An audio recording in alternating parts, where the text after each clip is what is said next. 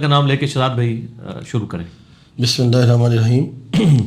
علی بھائی، کچھ ساتھیوں کی طرف سے مختلف سوالات آئے ہیں جن کو ترتیب دیا گیا ہے، اور میں چاہوں گا کہ آپ ان سوالات کے جواب جو ہیں وہ قرآن و سنت کی روشنی میں عنایت کریں۔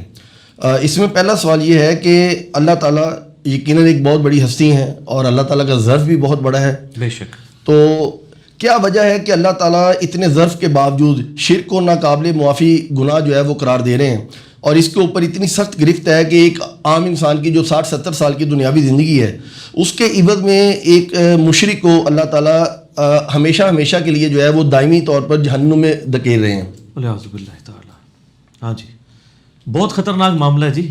یہ حقیقت ہے کہ اگر کسی شخص نے یہ زندگی انجوائے بھی کی 60 70 80 100 سالوں کے لیے، لیکن وہ شرک کی حالت میں دنیا سے گیا، تو یہ قرآن پاک کا واضح فیصلہ ہے، کیٹیگوریکل، قرآن حکیم میں 2 دفعہ سورہ نساء کی آیت نمبر 48 ہے اور 116، ایک ہی صورت میں 2 دفعہ۔ اعوذ باللہ من الشیطان الرجیم، ان اللہ لا یغفر ان یشرک بہ ویغفر ما دون ذلک لمن یشاء، بے شک اللہ اس گناہ کو کبھی معاف نہیں کرے گا کہ کوئی شخص قیامت والے دن اللہ کے حضور اس حال میں پیش ہوا کہ اس نے دنیا میں شرک کیا ہوا، اس کے علاوہ جتنے گناہ ہیں وہ معاف کر دے گا جس کے لیے چاہے گا، وہ بھی اوپن لائسنس نہیں ہے، جس کے لیے چاہے گا معاف کرے گا، البتہ ایک امید ہے کہ وہ قابل معافی ہیں۔ وَمَن يُشْرِكْ بِاللَّهِ فَقَدْ ضَلَّ ضَلَالًا بَعِيدًا، جو شرک میں مبتلا ہوا وہ گمراہی میں دور جا پڑا۔ اچھا، دنیا کے اندر یہ شرک معاف ہو جائے گا۔ سورۃ الفرقان کی آیت نمبر 70 میں آیا ہے کہ جو دنیا میں شرک سے توبہ کر لے گا ہم اس کے گناہوں کو بھی نیکیوں سے بدل دیں گے، یہ یعنی اللہ کی رحمت کا غلبہ ہے۔ لیکن شرک کے معاملے میں اللہ تعالیٰ بہت، جس کو کہتے ہیں نا، یہ shirk is the most sensitive issue in the sight of Allah, Allah کے حضور سب سے زیادہ حساس معاملہ شرک کا ہے۔ دنیا میں توبہ کر لی معافی ہے۔ جامعہ ترمذی میں حدیث ہے کہ موت کے غرغرے سے پہلے یعنی نزع کا عالم طاری ہونے سے پہلے اگر کوئی توبہ کر لیتا ہے تو اس کی توبہ قبول ہے، لیکن آخرت میں اگر کوئی شخص معافی مانگے گا بھی اور وہ مشرک ہوا تو اللہ تعالیٰ اس کی توبہ قبول نہیں کرے گا۔ لا تبدیل لکلمات اللہ، اللہ کے کلمات نہیں بدلیں گے۔ اگر کوئی شخص یہ کہے نا کہ اللہ تعالیٰ چاہے تو وہ مشرک کو بھی معاف کر سکتا ہے، یہ کلمات کفر ہیں، یہ محال ہے، کیونکہ اللہ کے کلمات نہیں نا بدلتے۔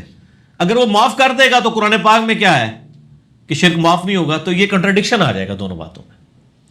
البتہ شرک کی جو جزیات ہیں، کہیں کلی طور پہ وہ خدا کا ماننے والا ہے، کہیں جزیات میں اس کو کہیں یعنی کوئی غلطی لگ گئی ہے، وہ معاملہ ایک الگ ہے۔ ہم کیٹیگوریکل شرک کی بات کر رہے ہیں، ورنہ تو سنن ابی داؤد میں، سنن نسائی میں، تو مسند احمد میں احادیث موجود ہیں کہ شرک جو شرک خفی ہے وہ ریاکاری بھی ہے۔ مسند احمد میں صحیح سند کے ساتھ حدیث ہے نا، جس نے کسی کو دکھلاوے کے لیے نماز پڑھی اس نے شرک کیا، جس نے دکھلاوے کے لیے روزہ رکھا اس نے شرک کیا، جس نے دکھلاوے کے لیے صدقہ کیا شرک کیا۔ لیکن وہ شرک یہ والا نہیں ہے، شرک جو معاف نہیں ہوگا، وہ ریاکاری ہے، وہ قابل معافی ہے۔ شرک جلی یعنی خدا کے مقابلے پہ کسی اور کو الہ ٹھہرا لینا اور کسی اور کے بارے میں وہی چیزیں کلیم کرنا۔ اب اس میں جو جزیات ہیں اس میں ظاہر ہے کہ 20 لوگوں نے باتیں لکھی ہیں، ہم تو موٹی بات ہی کرتے ہیں جو قرآن پاک میں آئی ہے، ایاک نعبد و ایاک نستعین، عبادت اللہ کی کرنی ہے، دعا کے لیے صرف اسی کو پکارنا ہے۔ باقی میرا لیکچر ہے مسئلہ نمبر 3، دعا صرف اللہ ہی سے، اور سچ پیپر بھی ہے دعا صرف اللہ ہی سے، اس میں نے اس کی ساری کریٹیکل چیزیں ایڈریس کی ہیں۔ یہ بہت خطرناک معاملہ ہے جی کہ کوئی زیادہ سے زیادہ 60 سال 100 سال کی زندگی ویل کر لے گا۔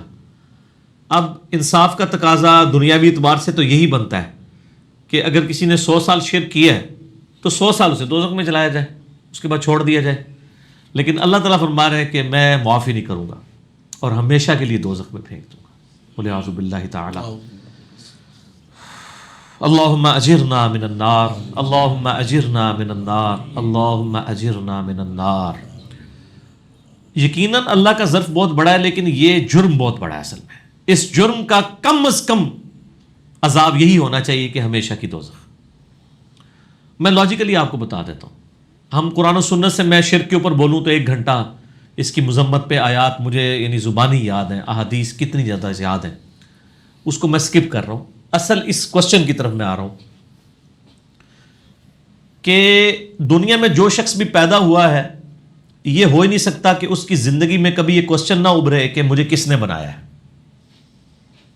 یہ ایک ایسا سوال ہے جو ہر ذی شعور شخص کے دماغ میں ضرور آتا ہے. کوئی پاگل ہے وہ علیحدہ بات ہے, کسی کو کوئی ذہنی توازن بگڑ گیا وہ ایک علیحدہ مسئلہ ہے, اس کے اوپر گرفت بھی نہیں. وہ بخاری میں حدیث ہے 3 لوگوں پہ گرفت نہیں ہے, ایک پاگل کے اوپر, ایک چھوٹے بچے کے اوپر, اور ایک جو سویا ہوا شخص ہے اس دوران اس سے کوئی ایسی حرکت ہو جاتی ہے نیند کی حالت میں.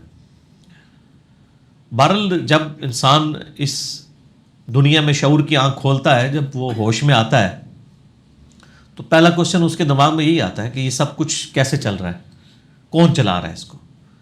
خدا تو ہر لمحے پہ اس کے لیے سگنلز بھیجتا رہتا ہے.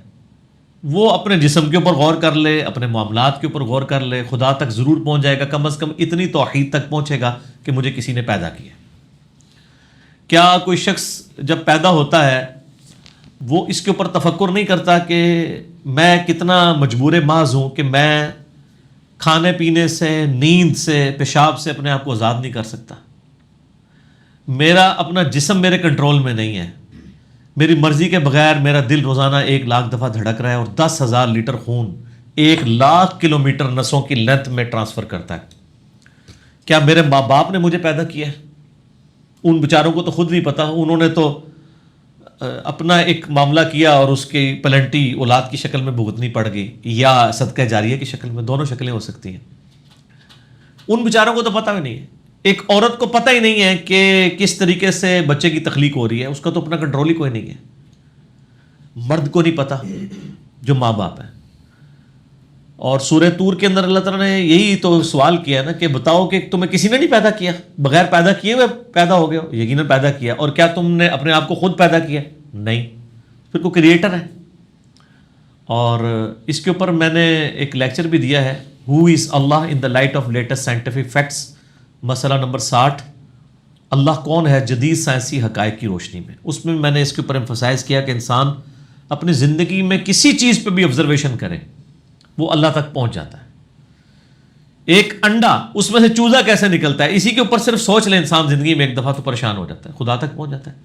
لہٰذا دنیا میں اللہ تعالیٰ نے اتنے انڈیکیٹرز رکھے ہیں کہ الٹیمیٹلی اگر کوئی کوشچن اوور لک نہیں ہونا چاہیے نا, تو وہ گاڈ کے بارے میں کوشچن ہے. باقی انسان ہر چیز کے بارے میں ہو سکتا ہے کبھی ایکسپیرینس ہو یا نہ ہو, لیکن کوئی شخص یہ نہیں کہہ سکتا کہ جی مجھے خدا کے بارے میں کبھی خیال نہیں آیا.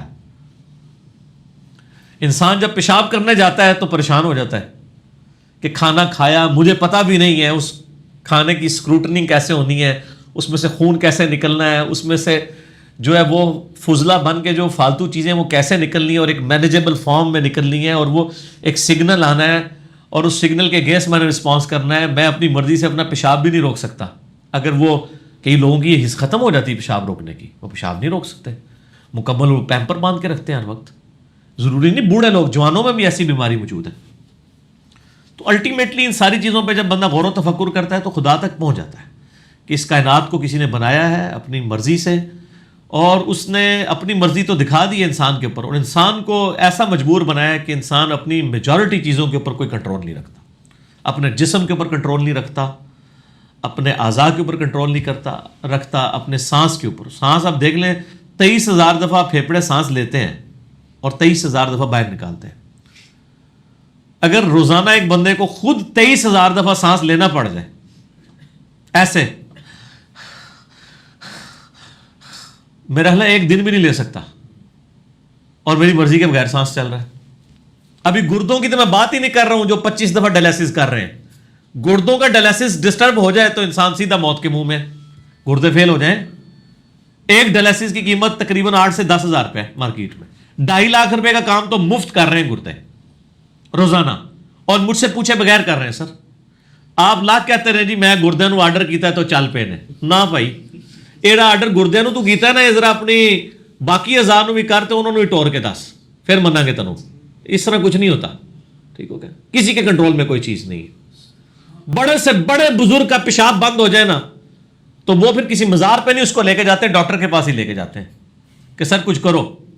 اور ڈاکٹر بھی اس وقت تک کرتے ہیں جب تک معاملات ہوتے ہیں, ورنہ جب ڈائلیسس پہ بندہ چلا جائے تو ڈاکٹر کہتے ہیں جی آپ ٹرانسپلانٹ پہ جائیں. ٹرانسپلانٹ پہ بھی بعض کا 2-3 دفعہ کراتے ہیں, وہ بھی نہیں کامیاب ہوتا. الٹیمیٹلی میڈیکلی انسان کی ڈیتھ ہو جاتی ہے. انسان اتنا مجبور ہے. آج یورپ اور امریکہ کے اندر سب سے بڑا کوشچن یہ ہے کہ کس نے ہماری مرضی کے بغیر ہمیں اس فیس آف ارتھ پہ, اس پلانٹ کے اوپر پٹ کر دیا ہے, اس کی کیا ڈیمانڈز ہیں. یہ یعنی اب تو لوگ ڈسکشنز کرتے ہیں باقاعدہ. ایک لڑکا مسلمان ہوا ہے یورپ میں, اس کی ہارڈلی عمر 16-17 سال ہے, لیکن وہاں کے 16-17 سال کے بچے کا انٹلیکچوئل لیول بہت ہوتا ہے. اس کو میٹرک لیول کے اوپر اسائنمنٹ ملی تھی پرپز آف لائف کے اوپر. وہ بندہ مسلمان ہو گیا یار. اور یعنی پرپز آف لائف کے اوپر اس نے جب سرچ کرنی شروع کی, مسلمان کیا ہوا ہے وہ, پھر بلکہ وہ مسلمان ہوا, اس کا جب انٹرویو ہوا اس نے کہا جی اب پہلا رمضان میری زندگی میں آنے والا ہے. تو وہ کافی موٹا تھا نا, تو کہہ رہا تھا مجھے اب پریشانی ہے کہ میں روزے کیسے رکھوں گا, لیکن رکھنے تو ہیں, میرے لیے دعا کریں. پاکستان انڈیا کے مسلمان جو ہے پیدائشی مسلمان ہیں, وہ کہتے ہیں ہمارے لیے دعا کریں کہ روزہ رکھے بغیر بخشش ہو جائے. وہ لوگ کہتے ہیں نہیں ہمارے لیے دعا کریں, ہم روزہ رکھنا چاہتے ہیں, اللہ تعالیٰ یعنی ہمارے ساتھ کوئی اسپیشل معاملہ کرتے ہیں. تو انسان اللہ تک پہنچ جاتا ہے. کئی جو نیو مسلمز ہیں اگر آپ ان کو دیکھیں, ان کی پوری پوری سٹوری سنیں, یہ سگنل ساروں کو آتے ہیں, لیکن جو اللہ تعالیٰ کو سیریس لیتا ہے نا خود, تو پھر اللہ تعالیٰ اس کو ہدایت بھی دیتا ہے. ورنہ سگنل سب کو آ رہے ہیں, کوئی نہیں کہہ سکتا مجھے سگنل نہیں آیا. ایون مسلمان جو ہے ان کی زندگی میں کیا ایسا نوجوانی میں ایسا لمحہ ہر بندے کی زندگی میں آتا ہے جب وہ سوچتا ہے کہ مجھے کسی نے پیدا کیا ہے, خدا ہے بھی ہے یا نہیں ہے. یہ کوشچن تو ہر بندے کے دماغ میں آتا ہے. الٹیمیٹلی پھر انسان جب تفکر کرتا ہے تو ایک کسی رزلٹ تک پہنچ جاتا ہے. تو آج بھی جو تصور کرے گا وہ پہنچ جائے گا. اس پہ میرا ایک اور لیکچر بھی ہے, ہو کریٹڈ گاڈ, خدا کو کس نے پیدا کیا, اور جدید شیطانی وسوسوں کا تحقیقی جائزہ, مسئلہ نمبر 83 بھی ہے, وہ بھی آپ دیکھ لیں.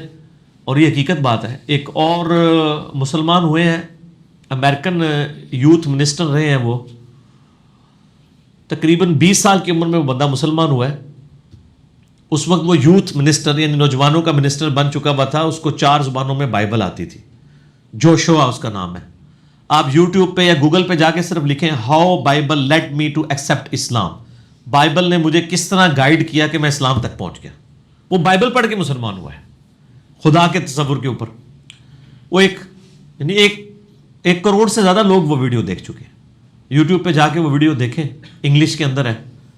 تو انسان کی آنکھوں میں آنسو آ جاتے ہیں کہ جس بندے کو تڑپ ہوتی ہے وہ اللہ تعالیٰ تک ضرور پہنچ جاتا ہے. اس طرح کی کئی ایک ویڈیوز ہیں نیو مسلمس کی, وہ آپ دیکھ لیں تو آپ کو اندازہ ہوگا کہ زندگی میں اگر کوئی کوشچن اوور لک نہیں ہونا چاہیے تھا نا, وہ ایگزسٹنس آف گاڈ کا تھا. God is the only explanation of all the physical phenomena in this universe. اس کائنات میں ہونے والا ہر فزیکل فینومینا اس کی الٹیمیٹ ایکسپلینیشن خدا ہے. خدا تک بندہ پہنچ جاتا ہے, چاہے وہ کسی پھول کو دیکھے, چاہے وہ کسی چڑیا کو دیکھے, خواب کسی وہ شیر کو دیکھ لے, کسی بلی کو دیکھ لے, کسی مرغی کو دیکھ لے, الٹیمیٹلی خدا تک پہنچتا ہے. جب وہ قدرتیں دیکھتا ہے نا تو انسان پریشان ہو جاتا ہے. سر یہ آپ کو پتہ ہے کہ ہمارے ملک کے اندر رشیا سے برڈز جو ہیں وہ 8-10 ہزار کلومیٹر کا سفر کر کے وہ آتے ہیں سر, بغیر ریفیولنگ کے. جناب بوئنگ 747 کو بھی 8000 کلومیٹر کے بعد فیول ڈالنا پڑتا ہے, اور وہ اتنا مضبوط اس کا مٹیریل ہے. اور وہ اگلے دن میرے ایک دوست وہ ایک یعنی وہ سرخاب کا شکار کر کے نا تو وہ گھر دے کے گئے نا, تو وہ انہوں نے پکڑا تھا, مجھے کہتے علی بھائی یہ اس کے پر دیکھیں, یہ کوئی بوئنگ 747 اس کے پروں کا مقابلہ نہیں کرتا. آپ دیکھنے میں وہ سادہ سے پر ہیں, ٹھیک ہے, خوبصورت ہے, ان میں چمک ہے. تو کہتے ہیں یہ وہ پر جو اللہ نے اس کو دیے ہوئے نا, یہ 10,000 کلومیٹر کا سفر بغیر سٹے کے, اور اس میں اس کا سونا بھی ہوا میں ہی ہوتا ہے سر.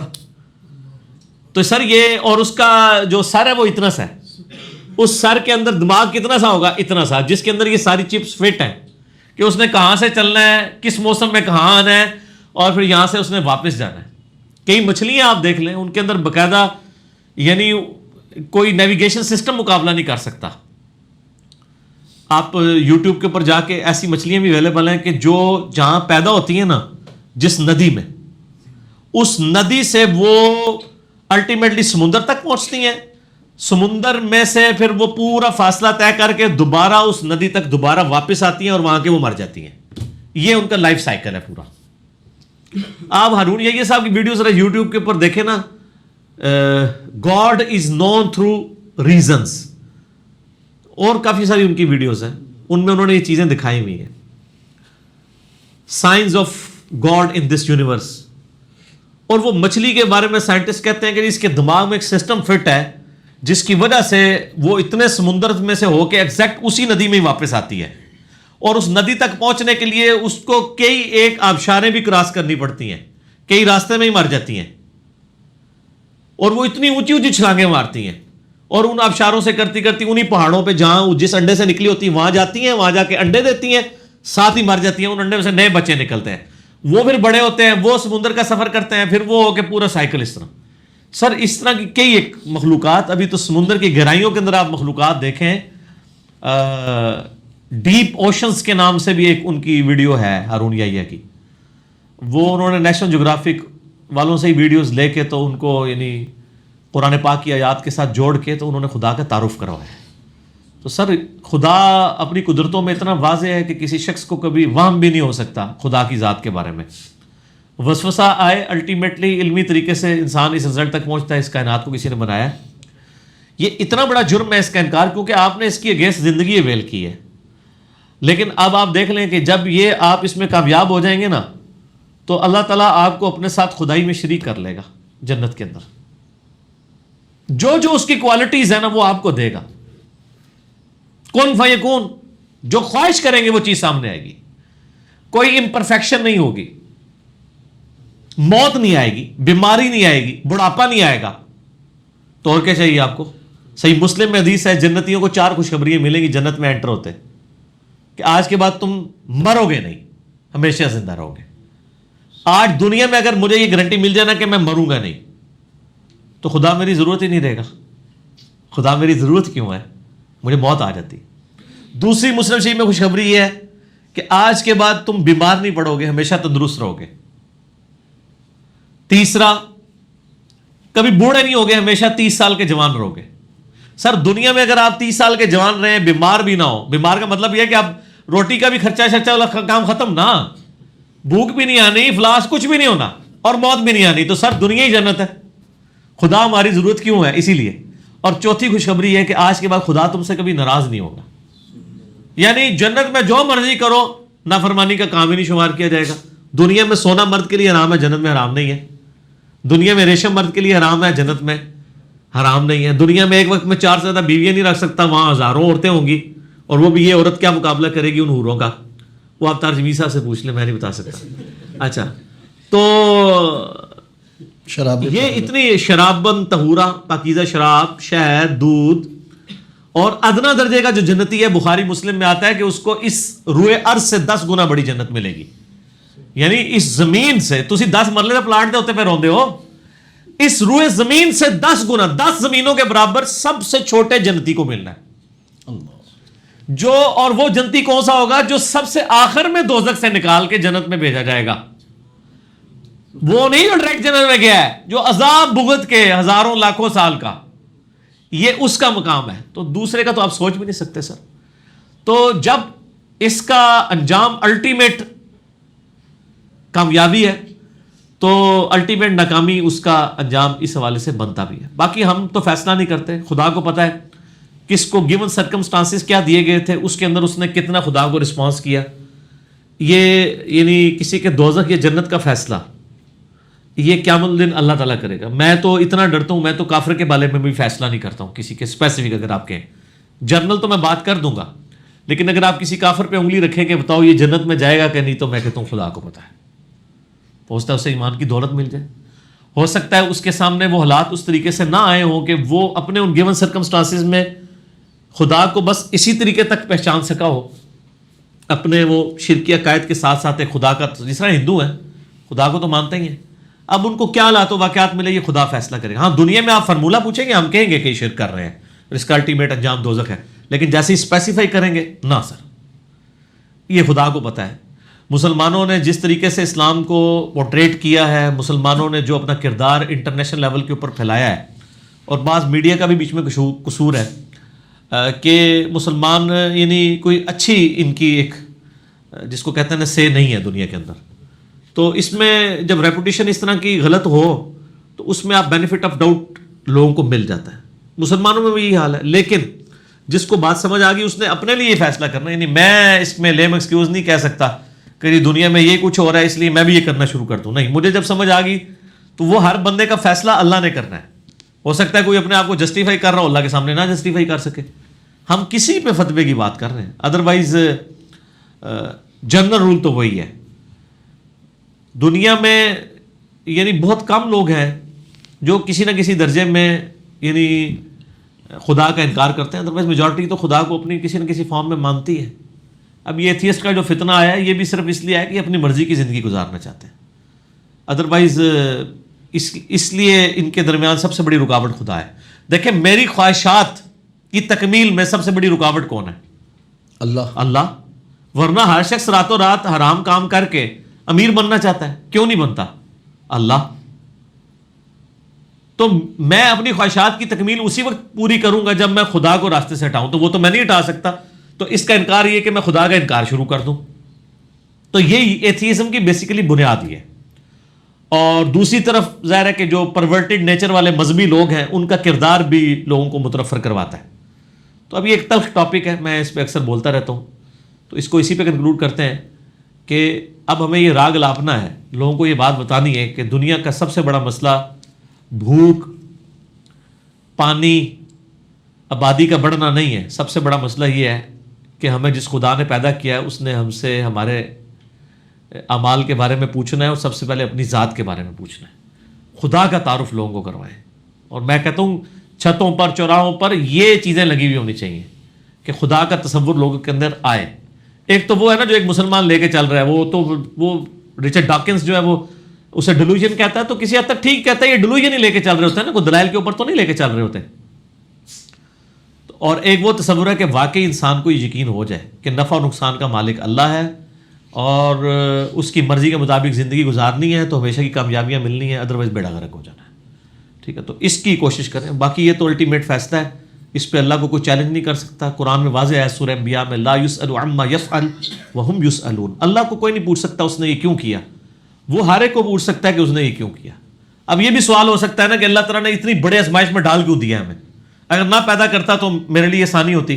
نہیں سر, میں آج آپ کو کہتا ہوں کہ اس نے آپ کی مرضی سے آپ کو پیدا کیا, آپ کی مرضی سے آپ کو اس امتحان میں ڈالا ہے. اگر میں آپ کو یہ آفر دوں کہ آپ اپنی 60 سال کی زندگی میں, 60 بھی نہیں بنتی, وہ 20 سال ہی بنتی ہے, تو 20 سال تو سوتے ہی گزر جائیں گے نا, 1/3 تو آپ 60 سال کی زندگی مجھے دیں اور میں آپ کو ہمیشہ کی زندگی دوں جس میں آپ خدا ہوں گے اپنی کوالٹیز کے اعتبار سے. میں وہ خالق اور مخلوق والا اس فرق کے ساتھ بات کر رہا ہوں, جو آپ کی مرضی ہوگی. ہر انسان کے اندر یہ خواہش چھپی ہوئی ہے, تبھی تو انسانوں نے خدائی کا دعویٰ بھی کیا ہے. خدا تو ہر بندہ بننا چاہتا ہے. آپ 60 سال کی زندگی دیں اور ہمیشہ کی اربوں خربوں سال کی ایسی زندگی لے لیں جس میں آپ کی اپنی یونیورس ہوگی. ابھی تو کریٹر آف یونیورس خدا ہے نا, ایک یونیورس آپ کی ہوگی جس میں آپ کا حکم چلے گا, آپ کو موت نہیں آئے گی, آپ کو بڑھاپا نہیں آئے گا, آپ کو تکلیف نہیں آئے گی, جو آپ چاہیں گے وہ کوالٹی آپ کو اویل کریں گے. لیکن یہ 60 سال کی زندگی, میں کہتا ہوں ہر بندہ تیار ہو جائے گا. تھوڑا اس کا کریٹیکل انالیسس تو کرنا شروع کریں. تو وہ جو اللہ تعالیٰ فرماتا ہے ہم نے زمین و آسمان پہ یعنی اس کو پیش کیا اور آپشن رکھی, تو لوگوں نے یہ امانت نہیں اٹھائی. سورہ احزاب کے آخری رکوع میں آتا ہے انسانوں نے اٹھا لی اور انڈر ایسٹیمیٹ کیا اس جاب کو. لیکن الٹیمیٹلی یہ اللہ تعالیٰ نے انسان کو, میں کہتا ہوں کہ انسان کے پاس یہ جو دولت ہے یہ تو حضرت جبرائیل علیہ السلام کے پاس بھی نہیں ہے. جبرائیل نے اگر خدا کو مانا ہے نا تو اپنی مرضی سے نہیں مانا, بائی ڈیفالٹ مانا ہے نا. جبرائیل ہے اس لیے خدا کو مانا ہے, فرشتہ ہے نا, اس میں تو نیگیٹو ہے ہی نہیں. انسان جو ہے وہ ان سارے ہرڈلز میں اپنی مرضی سے اپنے خدا کو چوز کرتا ہے. اسی لیے سر انسان کے لیے جنت بنی ہوئی ہے نا, فرشتے کے لیے تو نہیں ہے جنت, انسان کے لیے. تو انسان اگر خدا کا بن جائے تو انشاءاللہ ہمیشہ کی کامیابی ہے. تو بہرحال یہ بہت سینسٹیو مسئلہ ہے واقعی کہ ہمیشہ کی دوزخ ہے. لیکن اگر اس میں دوسری طرف دلائل کا انبار دیکھیں, وہ بھی ان لمیٹڈ دلائل ہیں جن کی روشنی میں انسان کو اللہ تک پہنچ جانا چاہیے, تو سر پھر یہ جرم بہت بڑا ہے, اس کی سزا ان لمیٹڈ ہی ہونی چاہیے. بالکل اللہ تعالیٰ جسٹیفائی ہے اس میں. اعوذ باللہ تعالی. ہاں جی, اگلا سوال. اگلا سوال یہ ہے کہ خودکشی کرنا کفر یا شرک تو نہیں ہے, تو پھر کیا وجہ ہے کہ جو مسلمان خودکشی کرتا ہے اس کے لیے بھی ہمیشہ کے لیے دوزخ ہے اور اس کو اللہ تعالیٰ دوزخ میں پھینک دے گا؟ بہت کریٹیکل سوال ہے جی یہ لفظ خودکشی نہیں ہوتا، خودکشی ہوتا ہے، خود کو مار لینا. ٹھیک ہے، یہ حقیقت ہے کہ بخاری اور مسلم دونوں میں حدیث موجود ہے کہ نبی صلی اللہ علیہ وآلہ وسلم نے فرمایا جس شخص نے خودکشی کی اس کو ہمیشہ کے لیے دوزخ میں پھینکا جائے گا. اور پوری ڈیٹیل ہے اس میں کہ اگر دنیا میں اس نے اپنے آپ کو خنجر مار کے خودکشی کی تو وہ اس پہ عذاب یہی جہنم میں مسلط کیا جائے گا کہ وہ بار بار اپنے آپ کو خنجر سے مار مار کے قتل کرتا رہے گا. اگر کسی شخص نے زہر کھا کے خودکشی کی تو جہنم میں یہی عذاب اس کے اوپر مسلط کر دیا جائے گا جس طریقے سے اس نے خودکشی کی ہوگی. اور بخاری مسلم کی ایک حدیث میں الفاظ ہے کہ ہمیشہ ہمیشہ کے لیے، ابدا، خالدین فیہا ابدا. حتیٰ کہ صحیح مسلم میں یہاں تک حدیث ہے کہ نبی صلی اللہ علیہ وآلہ وسلم کے سامنے ایک خودکشی والے کا جنازہ لایا گیا، مسلمان ہی تھا، اس نے اپنی رگ کاٹ لی تھی خود سے، اس کی وجہ سے وہ مر گیا. تو نبی صلی اللہ علیہ وآلہ وسلم نے اس کا جنازہ پڑھنے سے انکار کر دیا، لیکن اصحاب کو اجازت دے دی. خودکشی کرنے والا ہوتا مسلمان ہی ہے. ظاہر ہے کہ خودکشی بھی ایک گناہ ہے جس طرح اور گناہ ہے، یہ کفر کا مسئلہ نہیں ہے. اب رہا یہ مسئلہ ہمیشہ ہمیشہ کی دوزخ، اس کے بارے میں امام ترمذی نے بھی یہ حدیث لی ہے بخاری مسلم کی، اور ان کا موقف تو یہ ہے کہ یہ جو الفاظ ہیں نا ہمیشہ کی دوزخ، یہ الفاظ جو ہے نا یہ محفوظ نہیں ہے، کیونکہ باقی جتنے راوی ہیں نا وہ ہمیشہ کے لفظ کے بغیر اس حدیث کو روایت کرتے ہیں. لیکن یہ ہمیشہ والے الفاظ بخاری میں بھی ہیں، مسلم میں بھی ہیں. تو دوسرے جو محدثین ہیں ان کا موقف یہ ہے کہ امام ترمذی نے جو یہ جرح کی ہے یہ غلط جرح ہے، روایت تو محفوظ ہے لیکن یہاں ہمیشہ سے مراد a long period of time ہے. ٹھیک ہے، جس طرح انسان غصے کے لیے کہتا ہے کہ میں کبھی تجھ سے بات نہیں کروں گا، یہ نہیں ہوتا کہ پوری زندگی نہیں کروں گا. ٹھیک ہے، میں نے اپنی شکل بھی نہ دکھائی اور قیامت تک، یہ بھی لفظ لوگ بول دیتے ہیں، قیامت تک تیرے نال گل نہیں کرنی، پھر کر لیتے ہیں. یعنی اپنے غصے کا اظہار ہے کہ ہمیشہ کے لیے، یہ لانگ پیریڈ آف ٹائم کے لیے وہ دوزخ میں رہے گا، لیکن الٹیمیٹلی وہ بخشا جائے گا اس لیے کہ وہ ہے تو مسلمان، کیونکہ اس کا جنازہ بھی پڑھا گیا ہے اور خودکشی والے کا جنازہ تو پڑھا جائے گا.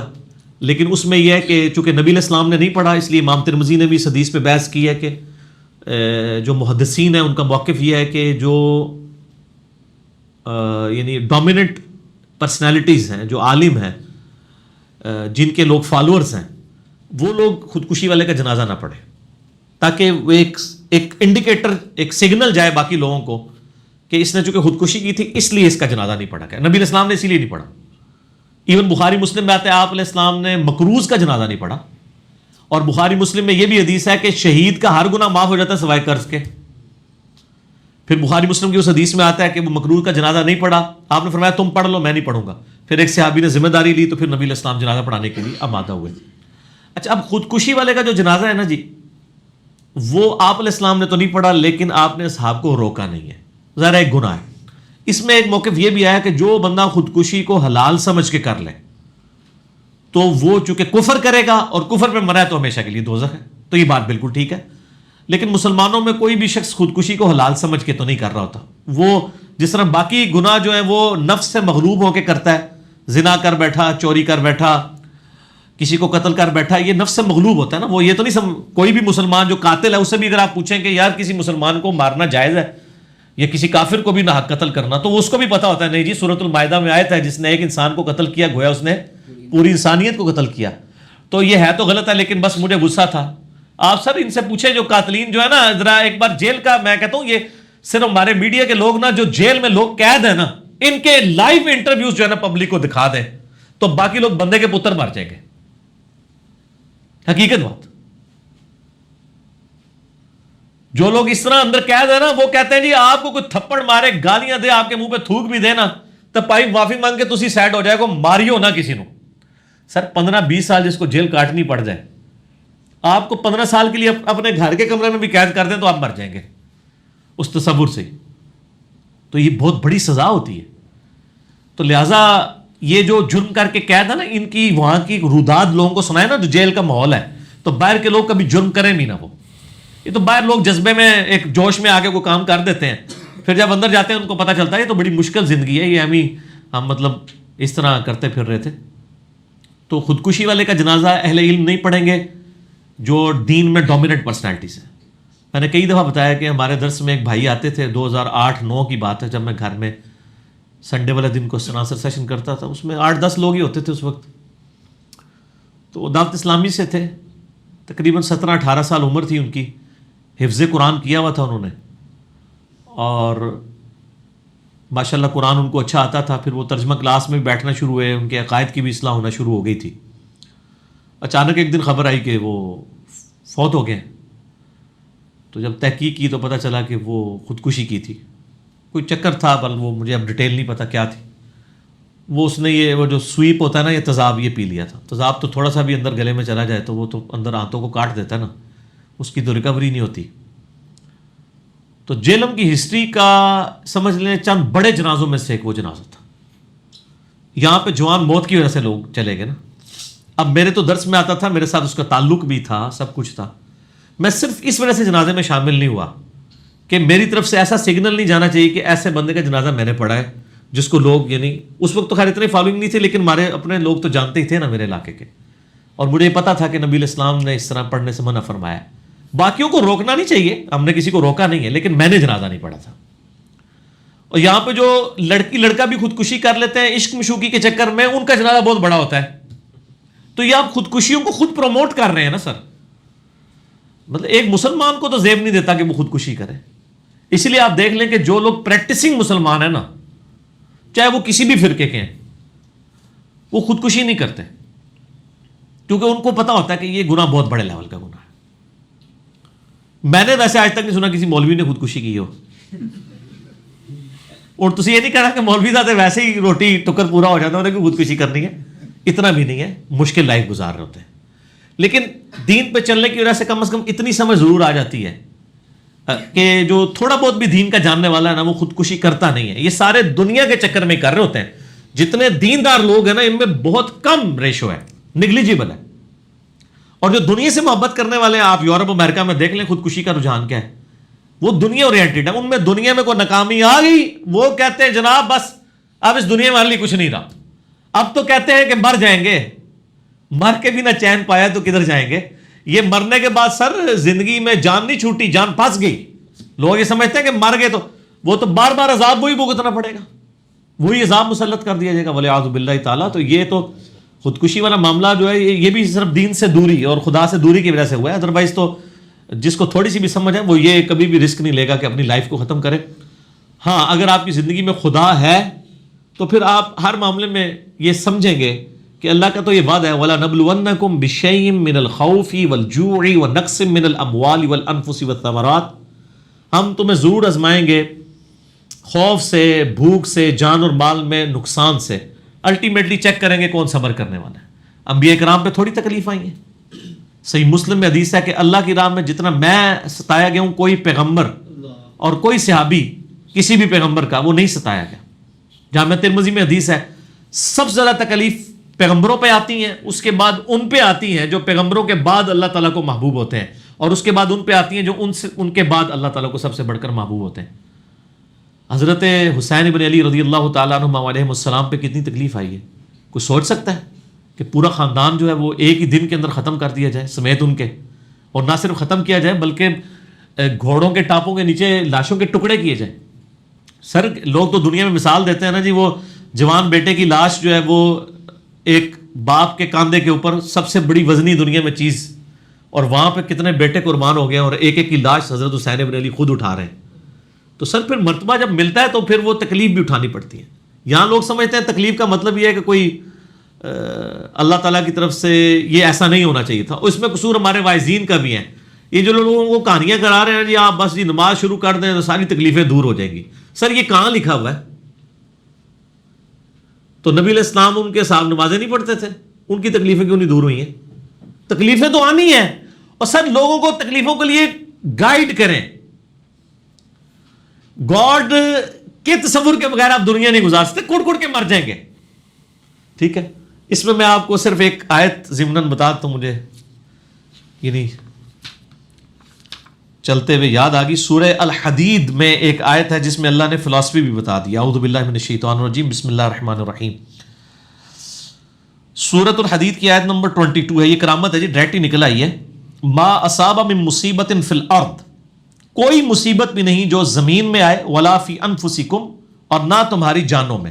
یعنی زمین میں جو زلزلے آتے ہیں، زمین میں جو وبائی امراض پھیلتے ہیں، زمین میں جو طوفان آتے ہیں، سیلاب آتے ہیں، جن میں اجتماعی لوگ قتل ہو جاتے ہیں عذاب کی وجہ سے، مر جاتے ہیں، چاہے یہ تکلیف ہو، ولا فی انفسکم، اور نہ وہ تکلیف جو تمہارے اپنی جانوں پہ آتی ہیں. یعنی کسی کو بلڈ کینسر ہو گیا، کسی کی ایکسیڈنٹ میں ٹانگیں ضائع ہو گئیں، کسی کی ایکسیڈنٹ میں آنکھیں ضائع ہو گئیں، کسی کی بیماری کی وجہ سے گردے فیل ہو گئے، یہ ساری جتنی بھی تکلیفیں ہیں اللہ تعالیٰ فرماتا ہے الا فی کتاب من قبل ان نبرأھا، یہ تو اللہ تعالیٰ نے پہلے ہی لوح محفوظ میں لکھی ہیں اس سے پہلے کہ ہم انہیں پیدا کریں.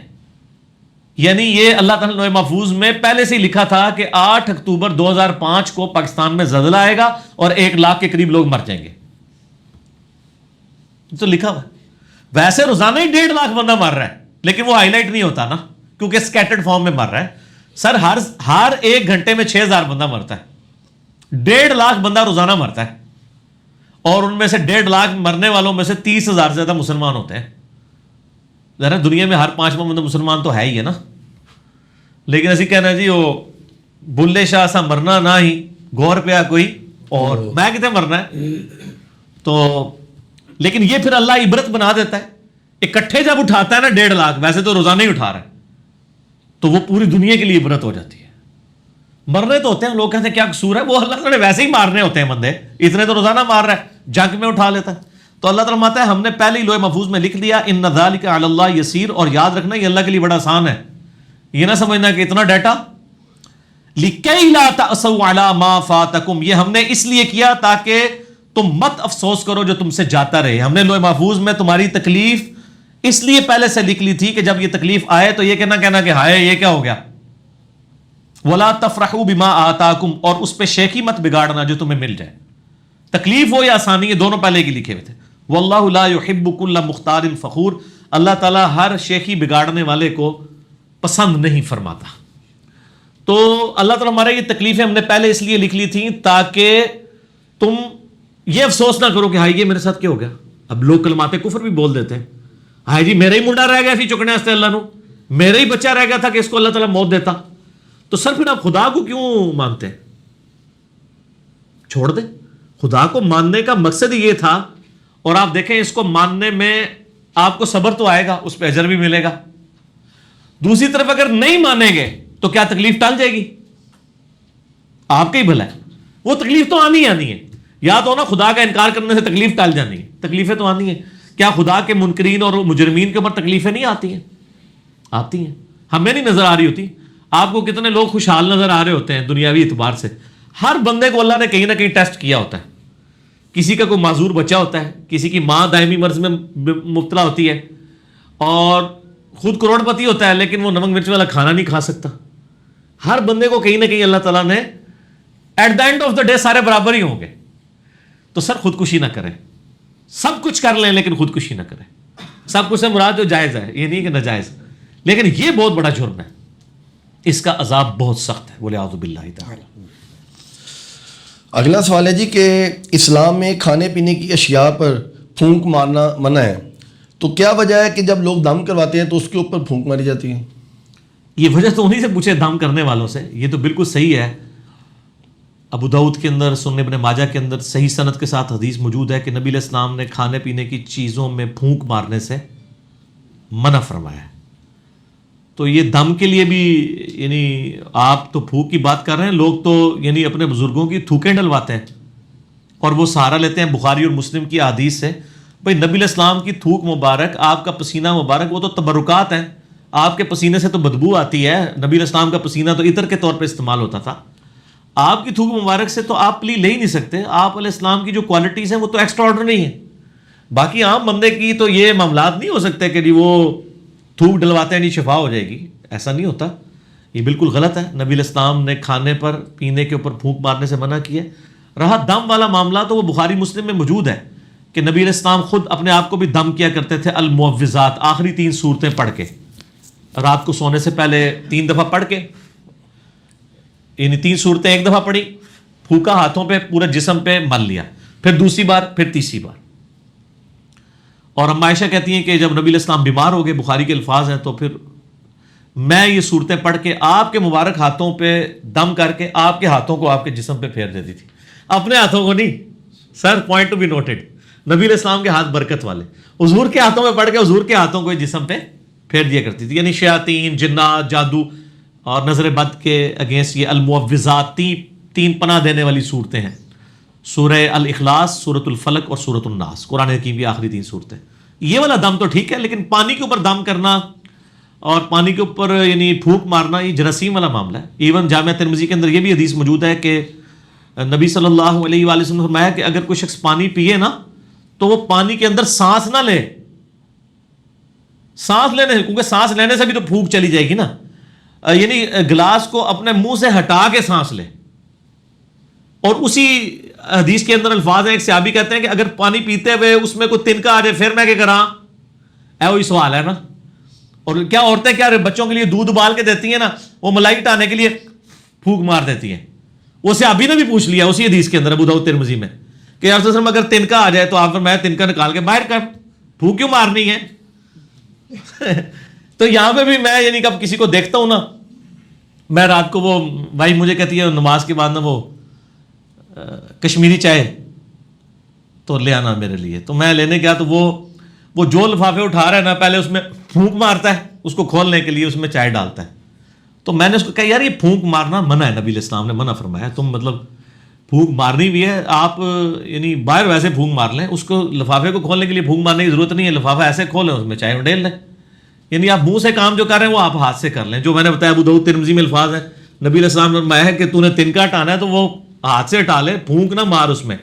اور سانس بھی نہیں لے گا، سانس بھی اس کے اندر پانی کے اندر نہیں لینا. ٹھیک ہو گیا؟ تو یہ پھونک مارنے والا غلط ہے. باقی جو دم والا معاملہ ہے، پانی کے اوپر آپ دم نہیں کریں گے، اپنے ہاتھوں کے اوپر دم کریں، وہ تو سنت ہے، وہ ٹھیک ہے. پانی وغیرہ کے اوپر ان چیزوں کے اوپر نہیں کرنا چاہیے، یہ کوئی ثابت نہیں ہے.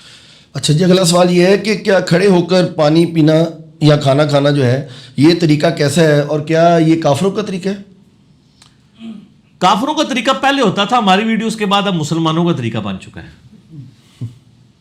ہاں جی، آپ کو پتہ ہے وہ 2014 میں جب اسلام آباد میں ایک دھرنا چل رہا تھا پولیٹیکل جماعت کی طرف سے، اس دوران ڈاکٹر طاہر القادری صاحب بھی اس دھرنے میں شامل تھے.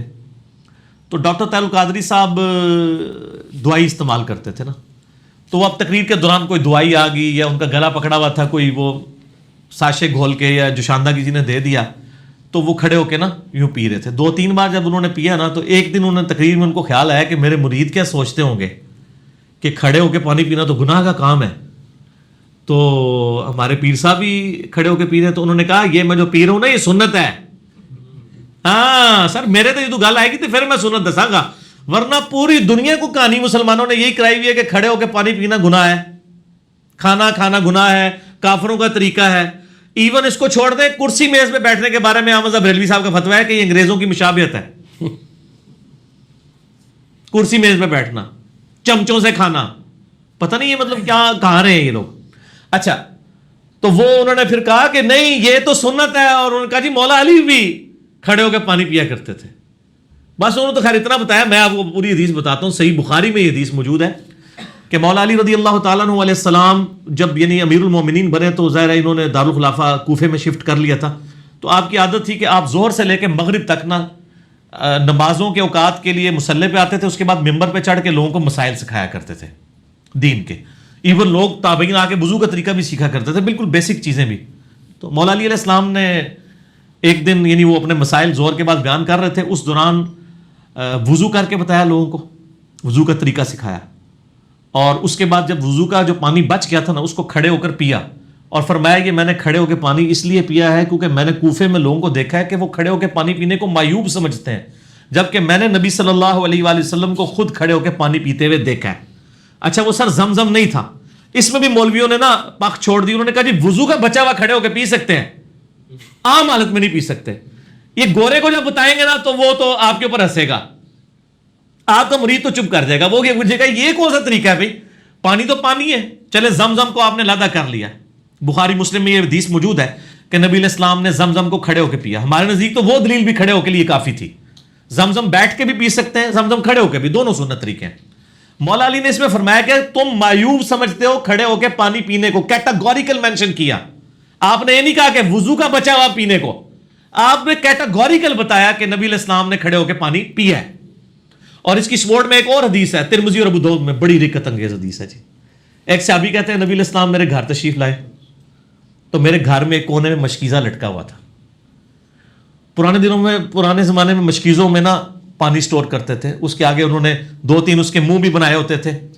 اچھا, تو کہتے ہیں نبی علیہ السلام نے نا وہ منہ پکڑ کے نا ایک, تو اس میں سے پانی یوں کر کے پیا. کہتے ہیں میں حضور کو دیکھ رہا تھا. اس صحابی کا نام ہے کبشہ رضی اللہ تعالیٰ عنہ علیہ السلام. کہتے ہیں میں نے نظر رکھی ہوئی تھی, جیسے حضور فارغ ہوئے نا وہ میں نے منہ کا حصہ کاٹ کے نا اپنے پاس تبرکن رکھ لیا. مشکیزے کا منہ کاٹ کے انہوں نے تبرکن رکھ لیا کہ نبی علیہ السلام نے اس سے پانی پیا تھا. یہ ترمذی اور ابو داؤد کے اندر حدیث موجود ہے. اس میں بھی الفاظ ہے کہ نبی علیہ السلام نے کھڑے ہو کر مشکیزے سے پانی پیا. اس میں تو زمزم ہے ہی نہیں ہے, تو نبی علیہ السلام خود کھڑے ہو کے پی لیتے تھے.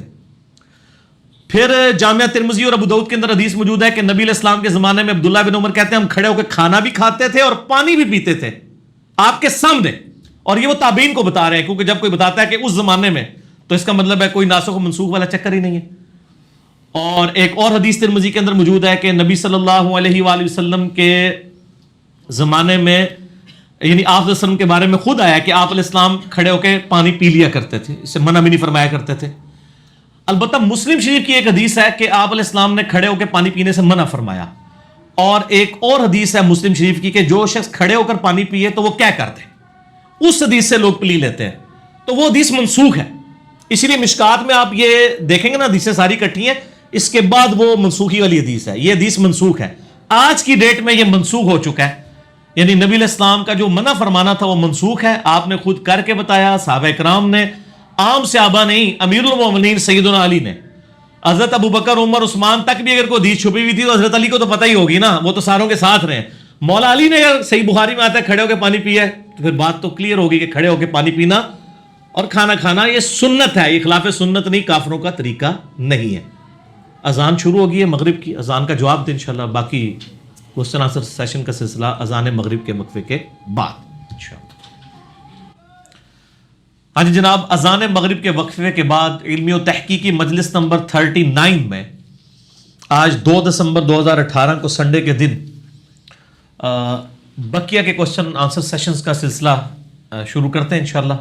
اگلے سوالات جی اگلا سوال یہ ہے کہ پانی کو 3 سانس میں پینے کا طریقہ جو ہے وہ بیان کر دے, کیونکہ آج کل ایک ویڈیو آئی ہوئی ہے کسی صاحب کی, تو وہ ایک گھونٹ جو ہے وہ غالباً 1-1.5 منٹ کے اندر پی رہے ہیں اور سانس بہت ان کو جو ہے نا وہ پھولتا ہے. تو وہ کہہ رہے ہیں کہ یہ اصل طریقہ ہے اندر جو ہے نا وہ, وغیرہ دنیا کا ہر بندہ جو پانی پی رہا ہے سنت طریقے کے مطابق بھی, تو اصل میں تو وہ پانی کا جو آپ کا اس کے دوران سانس آتا ہے تو وہ اندر جا رہا ہے.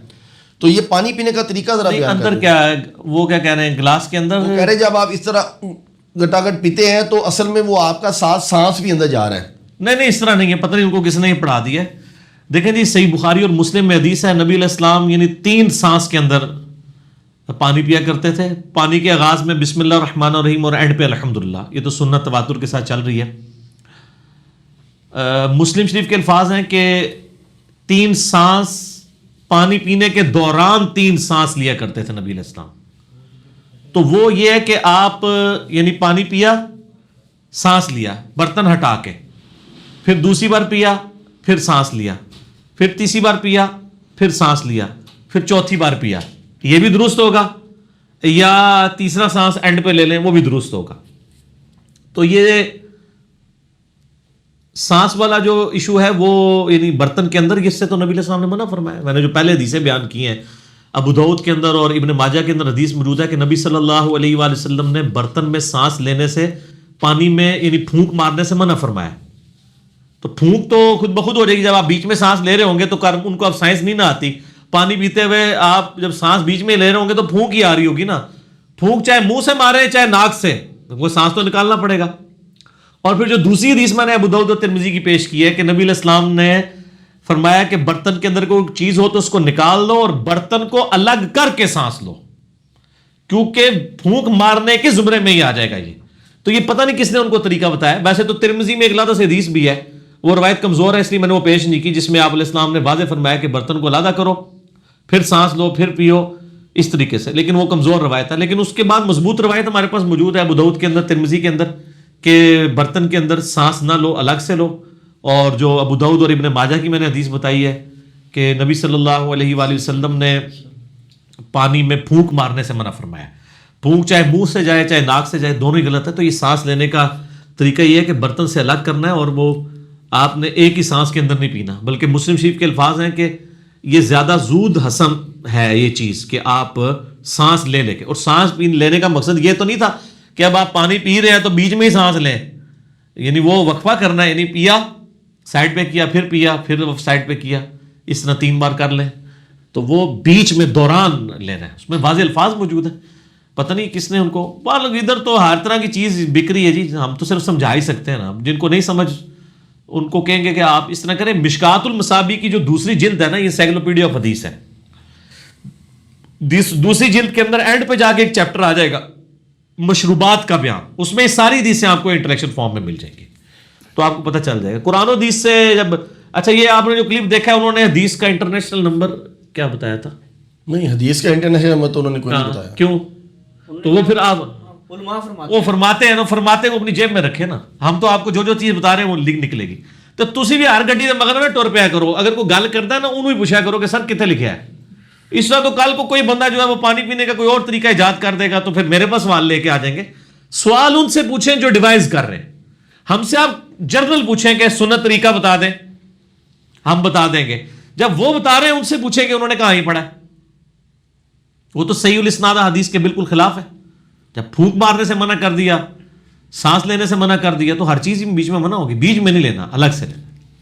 اچھا، اس سوال کو آپ شاید اس انداز میں نہیں سمجھے جس انداز میں یہ سوال کیا گیا ہے متعلقہ بندے کی طرف سے. میں دوبارہ ریپیٹ کروں گا کہ وہ کہہ رہے ہیں کہ آپ اس کا طریقہ بیان کر بتا دیا نا یار طریقہ میں نے، اور آپ کا دماغ حاضر نہیں تھا جب میں بتا رہا تھا. نہیں، وہ کہہ رہے ہیں پی کر بتا دیں. وہ پی کے نہیں، پی کے بتانا کوئی ضروری نہیں ہے، میں نے بتا دیا کہ کیا طریقہ. ٹھیک.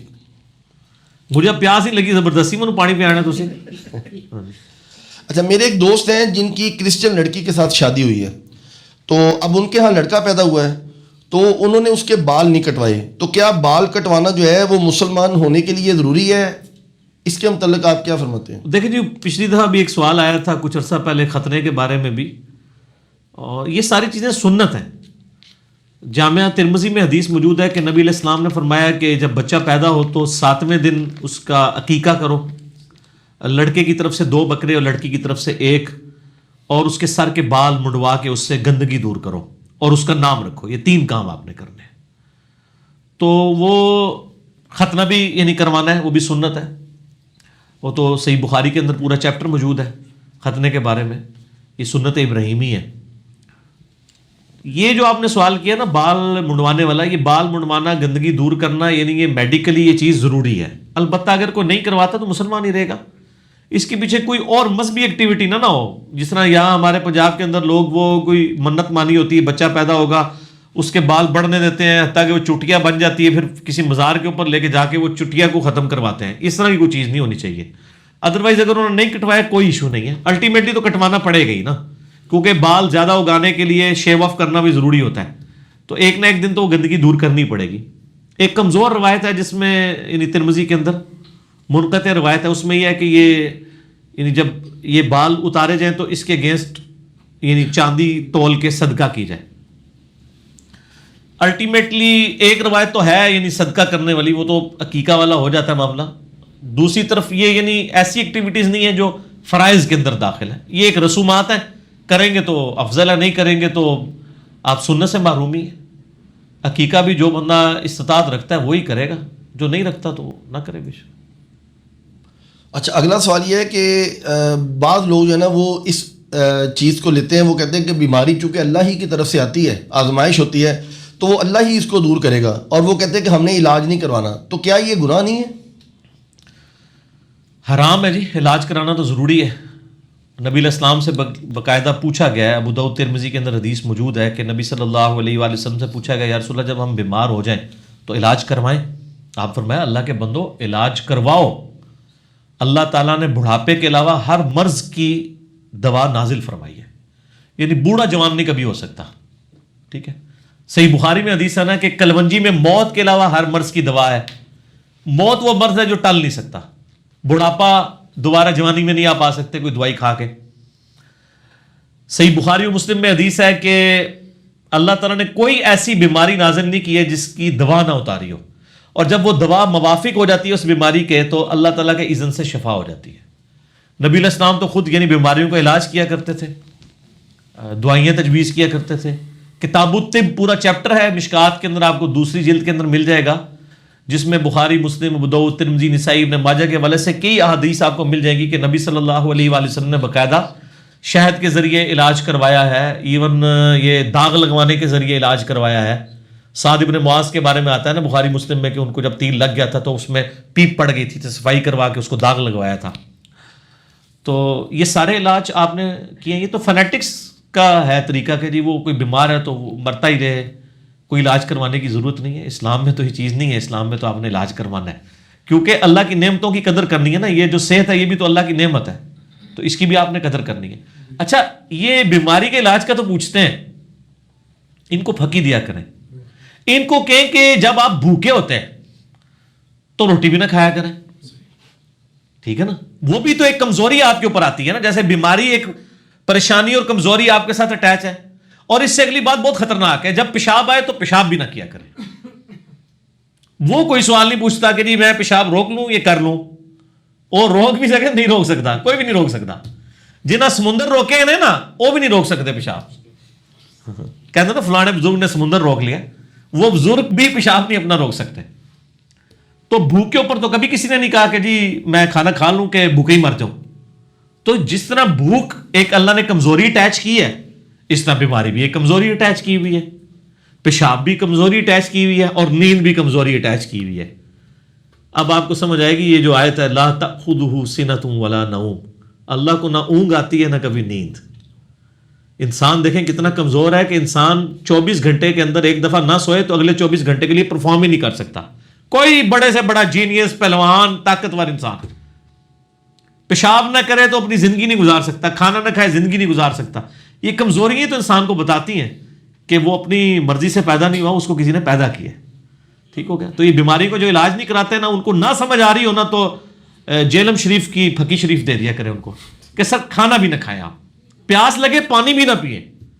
تو وہ کہیں گے نہیں یہ تو ضروری ہے. کیوں ضروری ہے؟ وہ کہیں گے جی اللہ نے جسم دی حفاظت کرنی ہے. تو سر بیماری میں بھی تو یہی چیز ہے نا, اللہ کی تو تکلیف آئی ہے. پھر نبی علیہ السلام نے فرمایا اللہ نے خود شفا نازل کی ہے, دوا نازل کی ہے, اور آپ علاج بھی تعلیم فرمایا کرتے تھے, تو آپ ضرور کریں. وہ بخاری مسلم کی بڑی مشہور حدیث ہے نا. ایک صحابی کہتا ہے جی میرے بھائی کا پیٹ خراب ہو گیا, تو آپ نے فرمایا شہد دو. شہد دیا اور خراب ہو گیا. آپ نے فرمایا کہ تیرے بھائی کا پیٹ جھوٹا ہے, اللہ کا کلام سچا ہے. سورۃ النحل میں اللہ نے فرمایا کہ شہد کے اندر شفا ہے, اس کو شہد دو. 3-4 بار اس طرح ہوا, بیماری بڑھتی گئی, چوتھی دفعہ اس کو شفا ہو گئی. ٹھیک ہو, الٹیمیٹلی یعنی شہد کے اندر شفا موجود ہے. اس طریقے سے بخاری مسلم میں یہ بھی حدیث ہے کہ جو بخار ہو اس کو پانی کے ذریعے ٹھنڈا کرو. یہ تو آپ علیہ السلام نے دوا کو, علاج کو تعلیم فرمایا حکمن کہ اس کو ٹھنڈا کرو. یہ صوفیاء کے ہاں ایک ایسی چیزیں آ گئی کہ وہ گندا ہے تو گندا ہی پڑا رہے. اسلام تو صفائی اور ستھرائی کی طرف لگاتا ہے, اور یعنی بڑا سوفسٹیکیٹڈ دین ہے, دین فطرت ہے. تو کیا یہ فطرت ہے کہ انسان بیمار ہو جائے تو علاج نہ کروائے؟ کیا یہ فطرت ہے کہ انسان پیاسا ہو تو پانی نہ پیے؟ کیا یہ فطرت ہے کہ بھوکا ہو تو کھانا نہ کھائے؟ یہ نیچر سے ہٹ کے چیز ہے. تو اسلام دین فطرت ہے, اس کو دین فطرت رہنے دیں.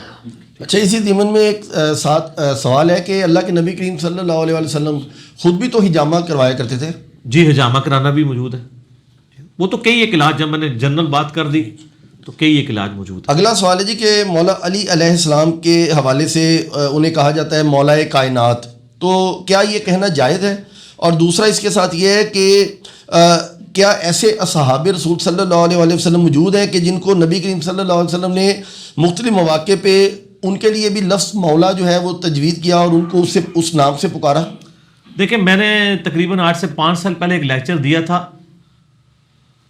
کربلا سے متعلق 5 علمی پوائنٹس, مسئلہ نمبر 66A, اور اس کا پھر بی پارٹ بھی تھا 66B, فضائل حسین علیہ السلام. یہ تقریباً 5-6 سال پہلے میں نے لیکچر دیا تھا. اس میں نے بتایا تھا کہ مولا علی کے علاوہ اور اصحاب کے لیے بھی مولا کا لفظ اللہ کے محبوب صلی اللہ علیہ وآلہ وسلم نے استعمال فرمایا ہے. وہ ایک ناسبی نے میرے خلاف کوئی ویڈیو چڑھائی، اگلے دن کہیں دیکھی تو وہ کہہ رہا تھا جی اس کی جرت ہے تو یہ حدیث بھی بیان کرے. اس ناسبی کو پتہ ہی نہیں ہے کہ بھائی تیری پیدائش یعنی علمی پیدائش یوٹیوب پہ ہونے سے بھی 5 سال پہلے میں نے وہ حدیثیں بیان کی ہوئی ہیں. ہم انکاری نہیں ہیں، لیکن یہ جو حدیث ہے نا من کنت مولا ہو فہذا علی مولا ہو، یہ اس کائنات میں ایک ہی شخص کے بارے میں، وہ مولا علی کے بارے میں علیہ السلام. باقی جو آپ کا سوال تھا نا مولا کائنات کہنا، تو یہ پہلے تو ہم ایک سنی سے سوال، یہ ہو سکتا ہے کسی ناسبی ٹائپ بندے کا سوال ہو یا ہو سکتا نہ بھی ہو، کہ کیا حضرت عائشہ کو صدیقہ کائنات کہا جاتا ہے مسلمانوں کی طرف سے کہ نہیں؟ کہا جاتا ہے.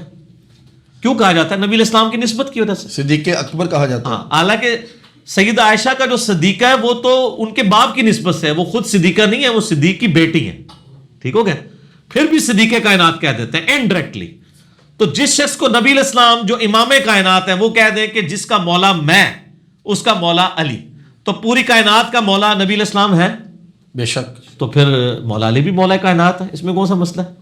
ٹھیک ہے، یہ متواتر حدیث ہے. میرا یوٹیوب کے اوپر ایک کلپ ہے، اس حوالے سے دیکھ لیں. مولانا طارق جمیل صاحب کی حمایت اس نام سے ہے. انہوں نے ایک حدیث ایک جگہ کہیں سنیوں کے مجمع میں بیان کر دیا کہ یعنی یہ جو من کنت مولا ہو فہذا علی مولا ہو حدیث متواتر ہے، جامعہ ترمذی میں، مسند احمد میں، سنن نسائی الکبریٰ کے اندر، کہ جس کا مولا میں اس کا مولا علی. تو یہ حدیث انہوں نے بیان کی. تو انہوں نے کہا کہ جس طرح باقی اصحاب کو ہم ان کے اسپیشل پروٹوکول سے بلاتے ہیں، حضرت ابو بکر کو ابو بکر صدیق کہتے ہیں، حضرت عمر کو عمر فاروق کہتے ہیں، حضرت عثمان کو عثمان غنی کہتے ہیں، حضرت علی کو تو ہم صرف حضرت علی کہتے ہیں. کبھی آپ نے دیکھا ہے کہ لوگ ہمیشہ حضرت علی کے ساتھ علی المرتضیٰ بولتے ہوں، لیکن حضرت ابو بکر کے ساتھ ہمیشہ ابو بکر صدیق بولتے ہیں؟ تو انہوں نے کہا جس طرح باقی صحاب کے پروٹوکول ہے نا، تو ہمیں بھی حضرت علی نہیں مولا علی بولنا چاہیے. ان کو بھی ان کا پروٹوکول دینا چاہیے جو نبی علیہ السلام نے دیا ہے. اور اتنا بڑا پروٹوکول ہے کہ صحیح مسلم میں حدیث ہے انٹرنیشنل نمبر کے مطابق 240، علی سے محبت نہیں رکھے گا مگر مؤمن، علی سے بغض نہیں رکھے گا مگر منافق. یہ حدیث کسی بھی صحابی کے بارے میں نہیں ہے. ایک حضرت ابو ہریرہ کے بارے میں مسلم میں انڈائریکٹ آتی ہے کہ ابو ہریرہ اور اس کی ماں سے مومن ہی محبت رکھے گا. یا انصار کے بارے میں جرنل آتی ہے کہ انصار سے محبت نہیں رکھے گا مگر مومن، انصار سے بغض نہیں رکھے گا مگر منافق. انصار ہوں یا مولا علی ہوں، ان کے خلاف کون لوگ کھڑے ہوئے؟ آل امیہ. انصار کو تکلیفیں انہیں سے اٹھانی پڑی ہیں نا. واقعہ حرہ میں جو یزید نے کاروائی کی ہے، انصار ہی شہید ہوئے ہیں نا. تو یہ اسپیسیفکلی یعنی مولا کا مطلب دلی محبوب بھی ہے، آقا بھی ہے، دونوں معنی بالکل درست ہیں. باقی یہ جو وہ کہہ رہے ہیں نا اور اصحاب کے لیے، اس طرح نہیں آیا. وہ ایک صحابی حضرت زید ابن حارثہ کے بارے میں صحیح بخاری میں آتا ہے کہ ان کو نبی علیہ السلام فرمایا تھا یہ ہمارے مولا ہیں. مولا نہ ہمارے مولا ہیں، یہ ہمارے دلی محبوب ہیں. آپ نے یہ نہیں فرمایا تھا کہ جس کا میں مولا اس کا زید مولا، یہ نہیں فرمایا تھا، مولا نہ فرمایا. ہم تو سارے صاحب کے لیے استعمال کر لیتے ہیں دلی محبوب کے طور. مولا کے کئی معنی ہیں. مولا کا مطلب دلی محبوب بھی ہوتا ہے، اور مولا سے مراد وہ غلام بھی ہوتا ہے جس کو اس کے آقا نے آزاد کر دیا. حضرت صوبان کے ساتھ لکھا جاتا ہے مولا رسول اللہ. کیوں؟ حضرت صوبان کو نبی علیہ السلام نے آزاد کیا تھا. زید ابن حارثہ کے ساتھ بھی بخاری مسلم میں باقی کتابوں میں آپ دیکھیں لکھا ہوتا ہے مولا رسول اللہ. نبی علیہ السلام نے ان کو آزاد کیا. یعنی حضور کے مشکل کشا نہیں تھے وہ، بلکہ نبی علیہ السلام کے محبوب تھے کہ ان کو انہوں نے آزاد کیا. وہ پوری زندگی مولا ہی رہتا تھا، وہ اپنے آقا کا اس اعتبار سے یعنی مشکور ہی رہتا تھا کہ اس نے مجھے آزاد کیا ہے. حضرت ابو بکر کے ساتھ آتا ہے، حضرت بلال حبشی کے ساتھ آتا ہے مولا ابو بکر، کیونکہ حضرت بلال حبشی کو کس نے آزاد کروایا تھا؟ حضرت ابو بکر نے. صحیح بخاری میں حدیث ہے نا، حضرت عمر کہا کرتے تھے ابو بکر ہمارے سید ہیں جنہوں نے ہمارے سید بلال کو آزاد کروایا. سیدنا بلال، ایک عرب کا قبیلے کا سردار ایک حبشی کو کہہ رہا ہے وہ سید ہے ہمارا. دین نے یعنی اس لیول تک پہنچا دیا. تو یہ نبی علیہ السلام چونکہ محبوب کائنات ہیں، آقا کائنات ہیں، امام کائنات ہیں، تو اس نسبت سے مولا علی کو بھی کوئی مولا کائنات کہتا ہے. اس سے مراد مشکل کشا نہ رہے، اس سے مراد حاجت روا نہ لے، اور وہ والا معنی لے جو معنی یعنی احادیث کے اندر آیا. آپ غدیر خم کی حدیث یوٹیوب پہ میرا کلپ دیکھ لیں، غدیر خم، تو وہ پورا میرا کلپ کھل جائے گا جس میں میں نے یہ من کنت مولا ہوں فہذا علی مولا ہوں اس حدیث کے سارے طرق ڈیٹیل کے ساتھ بیان کیے ہیں. تو آج ورنہ 40-50 منٹ اس پہ لگ جائیں گے. باقی میرا ریسرچ پیپر 5B آپ پڑھ لیں, واقعہ کربلا کا حقیقی پس منظر 72 صحیح الاسناد حدیث کی روشنی میں. اس میں میں نے آلموسٹ 8-10 طرق اس کے جمع کیے ہیں. ٹھیک ہے. اگلا سوال یہ ہے جی کہ کیا صحیح مسلم کے اندر کوئی ایسی حدیث موجود ہے جس کے اندر مولا کہنے کی ممانعت آئی ہے, اور اگر ایسا ہے تو اس کی صحیح تشریح کیجیے. یہ پہلے بھی ایک مجلس میں, مجھے اب یاد نہیں, بلکہ وہ پہلی مجلس میں نے اس کو ضمناً بھی ڈسکس کیا تھا. وہ مسلم شریف کی حدیث جو ہے نا, وہ اس طرح ہے کہ یعنی وہ خدا اور بندے کے ریلیشن شپ میں کہا گیا ہے کہ کوئی شخص اپنے غلام کو یہ نہ کہے کہ میرا بندہ ہے, اور کوئی غلام اپنے آقا کے بارے میں خدا کے پوائنٹ آف ویو سے کلیم نہ کر دے کہ وہ کہہ دے یہ میرا سیدی ہے, ٹھیک ہے, یا وہ کہہ دے یہ میرا عبدی ہے. ویسے سید اور مولا کا لفظ استعمال کر سکتے ہیں. میں نے بتایا نا بخاری میں حدیث ہے کہ حضرت عمر کہہ رہے ہیں, ان کو کیا حدیثیں نہیں آتی تھی کہ ابو بکر ہمارے سید ہیں جنہوں نے ہمارے بلال سید کو آزاد کرایا. یہ جو مسلم کی حدیث کہہ رہے ہیں اس میں الفاظ یہ ہے کہ کسی کو اپنا سید بھی نہ کہو, لیکن وہ کن معنوں میں؟ سیدی اس حوالے سے کہ وہ خدا اور مخلوق کے حوالے سے. باقی الٹیمیٹلی تو آپ دیکھیں کیا الرحمن الرحیم یہ اللہ کے نام ہے, الرؤوف, لیکن قرآن میں نبی علیہ السلام کے لیے بھی آیا بالمؤمنین رؤوف الرحیم, لیکن وہ اللہ اور مخلوق کا فرق ہے نا. تو وہ ممانعت ان معنوں میں. اس طرح قرآن پاک میں سورہ تحریم کی آیت نمبر 4 میں آیا نا, ان اللہ ہوا مولا ہوا جبریل و صالح المؤمنین.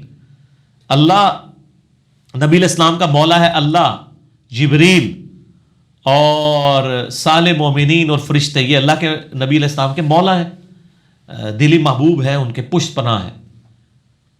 تو یہ لفظ یہ نہیں استعمال کر سکتے, ان معنوں میں کرنا غلط ہے.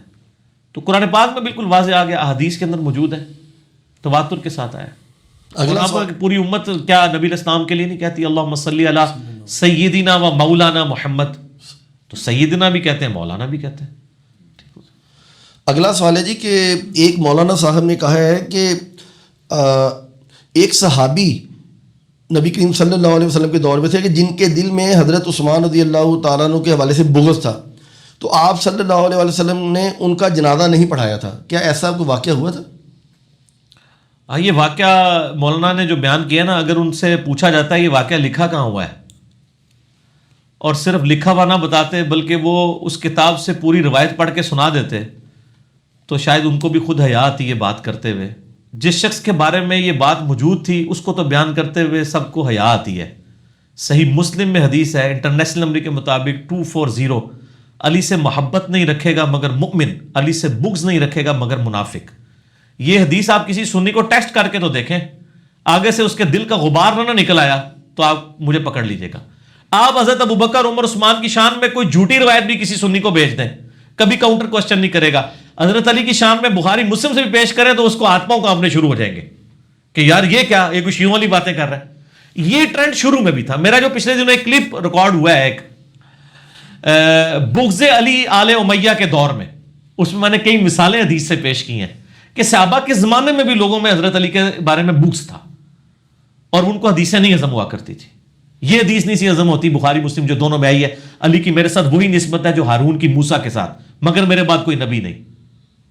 ٹھیک ہے, اب یہ اس روایت کی اگر انجینئرنگ شروع کریں تو یہ کہاں تک بات جاتی ہے, میں آج اس کی طرف نہیں جا رہا. حضرت عثمان کے بارے میں یہ روایت جعلی روایت ہے, یہ گھڑی ہوئی روایت ہے, یہ جامعہ ترمذی میں روایت ہے. اس کے ساتھ امام ترمذی نے لکھ دیا کہ اس کے اندر فلاں راوی جو ہے اس کے اوپر محدثین نے جرح کی ہے, یہ روایت ایکسیپٹیبل نہیں ہے. یہ روایت اس طرح ہے کہ نبی علیہ السلام کے سامنے ایک جنازہ لایا گیا, آپ نے فرمایا میں جنازہ نہیں پڑھوں گا. یہ شخص حضرت عثمان سے بغض رکھتا تھا.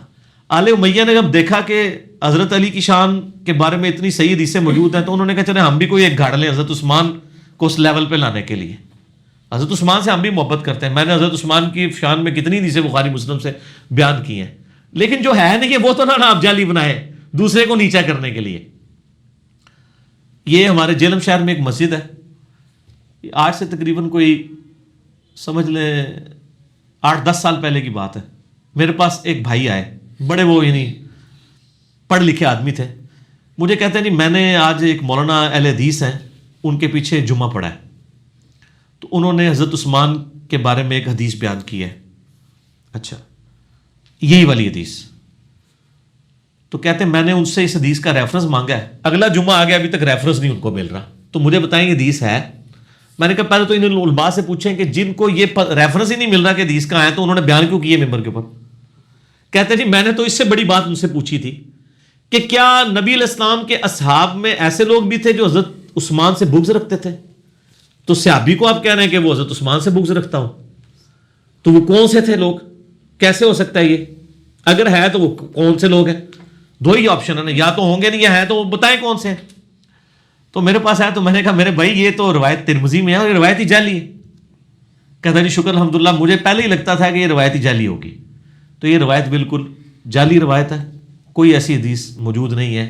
حضرت عثمان غنی رضی اللہ تعالیٰ عنہ کی شان میں کئی اور احادیث بخاری مسلم میں موجود ہیں، آپ مشکات کی 30 جلد کھول کے حضرت عثمان کا چیپٹر نکال لیں، نبی علیہ السلام نے ان کو 3 موقع کے اوپر جنت کی بشارت دی ہوئی ہے، عشرہ مبشرہ میں وہ شامل ہیں، نبی علیہ السلام کی 2 بیٹیاں یکے بعد دیگرے ان کے عقد میں آئی ہیں، ذو النورین ہے، اتنے فضائل موجود ہیں، تو ان کو بیان کرنا چاہیے بجائے یہ کہ آپ جھوٹی۔ حضرت ابوبکر کے بارے میں بھی مشہور کیا ہوا، اکثر وہ بتا رہے ہوتے ہیں کہ جی وہ حضرت جبرائیل علیہ السلام جو ہے وہ سدرۃ المنتہا پہ رک گئے، نبی علیہ السلام اس سے بھی آگے چلے گئے، حالانکہ یہ ہے ہی نہیں کہیں پہ، سدرۃ المنتہا ہی اس کا نام ہی المنتہا ہے۔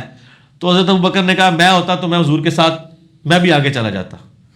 یہ لوگ سبحان اللہ کہہ رہے ہوتے ہیں کہ جی کتنے عشق دی گل ہے، میں سڑ جاندہ پر نال جاندہ، ٹھیک ہے نا، یعنی اللہ کی نافرمانی کرتا۔ حضرت ابوبکر کیا نعوذ باللہ اللہ کی نافرمانی کریں گے اگر یہ ہوتا بھی؟ تو جبرائیل نے تو اللہ کی تابع داری کی ہے نا، وہ تو ایک قدم آگے نہیں بڑھا کرتے تھے، یعنی وہ ہر اس چیز سے پیچھے ہٹ جاتے تھے جس میں کوئی نہ کوئی ایسا شائبہ ہوتا تھا کہ اللہ اور اس کے رسول کی مخالفت ہے، تو یہ روایت کمزور ہے جی۔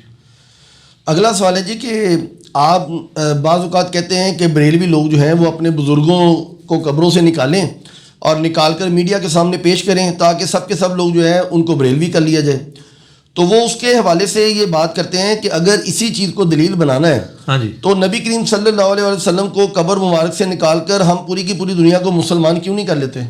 اس لیے نہیں کر لیتے کہ نبی علیہ السلام نے کہیں تعلیم نہیں فرمایا کہ یہ کام کرنا ہے، یا اس کو معجزے کے طور پر آپ نے لوگوں کے سامنے پیش کرنا ہے۔ نبی علیہ السلام نے اپنا جو معجزہ دیا ہے نا وہ ہمیں یہ دیا ہے، قرآن، انا نحن نزلنا الذکر وانا لہ لحافظون، بخاری مسلم دونوں میں حدیث موجود ہے کہ اللہ تعالیٰ نے ہر نبی کو کوئی نہ کوئی معجزہ دیا تھا، اور قیامت والے دن لوگوں کی تعداد ڈپینڈ کرے گی اس نبی کو دیے گئے معجزے پر۔ میں اللہ سے امید کرتا ہوں کہ اللہ نے مجھے وہی قرآن کا معجزہ دیا ہے، سب سے زیادہ متبعین میرے ہوں گے کیونکہ میرا معجزہ سب سے بڑا ہے، یہ بخاری مسلم دونوں میں حدیث ہے۔ اچھا، رہا یہ قبروں سے نکالنے والا، یہ الزامی بات کے طور پہ کر رہے ہیں تو ہم سے یہ پہلے بات سن لیں کہ ہم اس چیز کو دلیل نہیں مانتے جو وہ پیش کر رہے ہوتے ہیں اپنے بزرگوں کے حوالے سے، تو ہم اس کو کاؤنٹر کوشچن کرنے کے لیے ان کو کہہ رہے ہوتے ہیں، سمجھانے کے لیے۔ نبی علیہ السلام کے جسم مبارک کا سلامت ہونا، اس پہ تو اجماع ہے، کسی مسلمان کا اس پہ اختلاف ہے، صحیح حدیث بہت زیادہ موجود ہیں، ابو داؤد ترمذی ابن ماجہ میں حدیث ہے، اللہ تعالیٰ نے حرام کر دیا ہے مٹی پر کہ وہ نبیوں کے جسموں کو کھائے، ان کے جسم سلامت رہیں گے۔ مصنف ابن ابی شیبہ میں سیدنا عمر کا قول موجود ہے کہ اللہ کے نبی کو نہ کوئی درندہ کھاتا ہے، ان کی لاش کو نہ مٹی کھاتی ہے نہ آگ کھاتی ہے، ٹھیک ہے، یہ تو عقیدہ سب کا ہے، اس میں تو اختلاف ہے ہی نہیں ہے۔ اختلاف ہے آپ کے بزرگوں کے بارے میں جن کے بارے میں آپ کے جھوٹے کلیم ہیں، تو ہم یہ نہیں کہتے کہ آپ قبریں لوگوں کی ضروری کھودیں اور ان کو باہر نکالیں، یعنی اس طریقے سے لاش کی توہین بھی نہیں ہونی چاہیے۔ تو میں نے تو یہ بہت پرانی بات تھی، میں نے ان کو الزامی بات کی تھی، میں نے تو اس سے اگلا ورژن آ چکا ہوا ہے، وہ بہت آسان ہے کہ اب جو بزرگ مر رہے ہیں نا، ان کو قبر میں دفنانے سے پہلے نا 1 ہفتے کے لیے آپ چوک میں رکھتے ہیں زیارت کے لیے، اگر لاش بگڑ گئی تو آپ کا موقف غلط ہوگا، ہمارا موقف ٹھیک ہوگا۔ اگر آپ نے لاشوں کو کرائٹیریا ماننا ہے سلامت رہنے کو تو یہ تو رسک ہی نہیں لے سکتے۔ یہ تو ہم نے اس پوائنٹ آف ویو سے بات کی تھی کہ لاشوں کا سلامت نکلنا، پھر راتوں رات نکلتے ہیں، پھر چڑھا دیتے ہیں ویڈیو بھی ایک جعلی سی بنا کے، جی وہ فلانے کا بزرگ کھودے اور صحیح نکل آئی تو وہ ساڑھے بزرگ صحیح نکل آئے۔